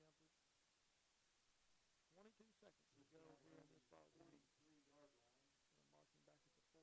Marking back at the 43. Can you hear me again? I'm down again. With 22 seconds left, Somerset's just trying to get some yards to close out this game. I don't know what happened. And Cam Hughes picks up about 3, maybe 4 yards on the carry. With 8 seconds, they're going to close this game out, start shaking the hands. That'll be the ball game. That will be the game here from the Briar Patch. Your final score. Jumpers will lose this one here, 41-21. They go 0-1 in district play. And the Danville Admirals will go to 1-0 in district play. Briar Jumpers will take on the Lexington Christian Academy Eagles up in Lexington next week. And then they will be back home here to finish out the season at home against Washington County. Well, they will finish out district play at that point. But here from the Briar Patch, final score is 41-21. As my partner goes to put some stats together, give you a rundown of the scoring. Admirals opened up the scoring in the first quarter at 8:56 to go. A 1-yard run by Demirier Brown. Keegan Wiltshire extra point made it 7-0. With 1:47 to go in the first quarter, Danville had a 74-yard interception return by Corey Don Crawford, and after the Wiltshire PAT, made it 14-0. No more scoring until 9:39 in the second quarter. Well, Danville had a 21-yard pass from Corey Don Crawford from Brady Moores that extended the Danville lead out to 21-0, and that's when the Briar Jumpers offense finally came to life. Guy Bailey took a 54-yard run off the left side and closed the gap to 21-7 after the Christian White's PAT. And right before halftime, Bruner to Gross in the front corner of the left end zone, 15-yard touchdown pass. And after the Christian White's PAT made it 21-14, and that's where it stood. No scoring in the third quarter until Danville, Keelan Story, took a 31-yard touchdown run off the right side with 7:52 to go in the ball game. And after the Wiltshire extra point, made it 28-14. And from there on, Danville had another score with 5:20. Demirier Brown got into the end zone for the second time of the night, taking it 28 yards around the left side. And after the extra point, made it 35-14. Then Briar Jumper struck back, tried to climb back into it, but it was a little too late with 3:09 to go in the game. Josh Bruner found Hayden Dick for a 23-yard touchdown pass, and after the PAT, made it 35-21. And Danville closed out the scoring with 1:25 in the game on Demirier Brown's third touchdown run of the night, a 30-yard touchdown run around the right side. The PAT was blocked, but final score ended up being 41-21. Entrust Healthcare Counseling Services made it their mission to be the trusted leader in promoting mental health in Kentucky for the last 22 years. Stay healthy at home with counseling services for children and adults using your phone or computer. Call Entrust at 606-676-0638 to get services started today from anywhere in Kentucky. You can always visit their Facebook page at Entrust Healthcare Counseling Services to learn more about how they can help you or your family today. At Entrust, your mental health matters. Stay tuned after Jacob gives us some rundown, and we will have a couple of awards to give away. We will have our Somerset Community College Offensive Player of the Game. We will also have our United Cumberland Bank Lineman of the Game, and we will have our Central Collision Center Defensive Player of the Game. Jake, what you got? So for the total yardage of the game, we have Somerset has 96 rushing yards, and we have 145 passing yards to make it 241 total yards. That's one of the most yards we've had offensive-wise in the season. And then Danville had 192 rushing yards, 40 passing yards, and for a total of 232 yards. So we had more yards than them. We had as many first downs as them. The turnovers and big plays, again, just killed us. So looking at players' performances, Guy Bailey had 14 carries for 90 yards and a touchdown, but he also had the fumble.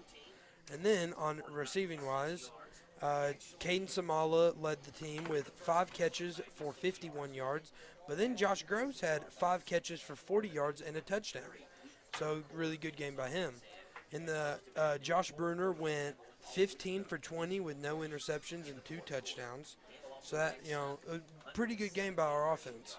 And then Danville's number 14, the running back, Demirier Brown. He ended up with 114 yards on 14 carries with 3 touchdowns. And then on the passing sides of things, Their leading receiver, their only receiver with more than 2 yards, was number 2, Corey Don Crawford, who had 3 catches, 38 yards, and a touchdown. And then their quarterback ended up throwing 7 for 12 on the night. Brady Moores. So, when you look at the stats, Somerset outplayed Danville tonight, and then you get down to the nitty-gritty. We didn't convert on third and shorts. We'd get sacked or throw interception. 14 of their 41 points were off of turnovers. And, they had 11 penalties, 10 in the first half, and we didn't capitalize on any of them. So as we set to wrap up this one here tonight, a couple of things we got to give away. We talked about our Somerset Community College Offensive Player of the Game. There was a couple of good things that we had. You talked about Gross from the receiver spot, Caden Small again, but one that stuck out to me was the freshman quarterback coming in, Josh Bruner. Took some sacks, but did not throw any interceptions, had 2 touchdowns. Like you said, he was 15 for 20 or 14 for 20 on the night. 15 for 20. 15 for 20.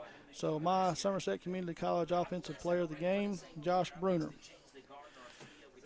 Somerset Community College commitment to students is our main focus. We are committed to offering a high-quality education and personal experience with great faculty and staff and the lowest tuition in the state. SEC offers online and in-person classes and makes it easy for students to enroll. SEC offers classes in 8, 12, and 16-week sessions. SEC's campuses and centers are safe, clean, and ready to welcome you. Our United Cumberland, sorry, we go to our Central Collision defensive player of the game. Again, when you get up 41 points, it's hard to really come up with one good defensive player, but the one that stood out in my mind had a pretty good game on the middle. The Admiral was able to score on the outside.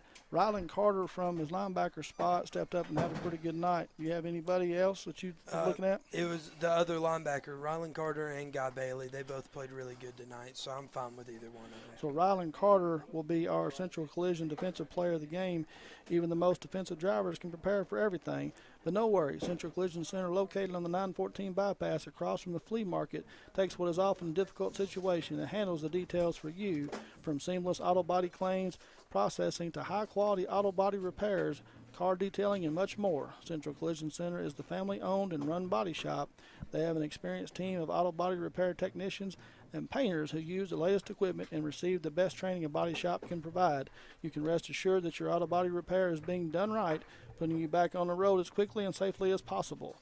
Rylan Carter, our defensive player of the game, and that brings us to our United Cumberland Bank lineman of the game. So again, speaking like on the defense, how can you have a defensive player when you get 41 points scored on you? It's kind of the same for the offensive line and defensive line. Our defensive line, we didn't really have any big standouts, and our offensive line, we got sacked, 6, 7 times tonight, so it's kind of hard to pick an offensive lineman. But somebody that I was thinking, just because he plays both sides of the ball, I think I have him down for 5 tackles, is Jack Bruner. He played almost every snap, offense and defensive-wise, and he gives his heart out every game. So I vote Jack Bruner. I've got no problem with that. So offensive linemen are committed to protecting their quarterbacks, and defensive linemen are committed to stopping the ball carrier. At United Cumberland Bank, they are committed to protect what is financially important to you. Let me go back here. At United Cumberland Bank, they are committed to the communities they serve. Their personal and business banking services help you protect what is financially important to you. United Cumberland Bank would like to honor tonight's lineman of the game, Jack Bruner. Visit them at unitedcumberland.com, equal housing lender, member FDIC. And Jacob, as we have our first district game here from the Briar Patch, not the final that we wanted, the Briar Jumpers come away on the short end of the stick, 41-21. So they will go into Lexington Christian next week, 0-1 in the district play, looking for a big upset there. But as it stands, I want to thank Pat Harris, Bob Boone, Jacob Graybill. I'm Chris Staten. We'll see you guys next week. Good night.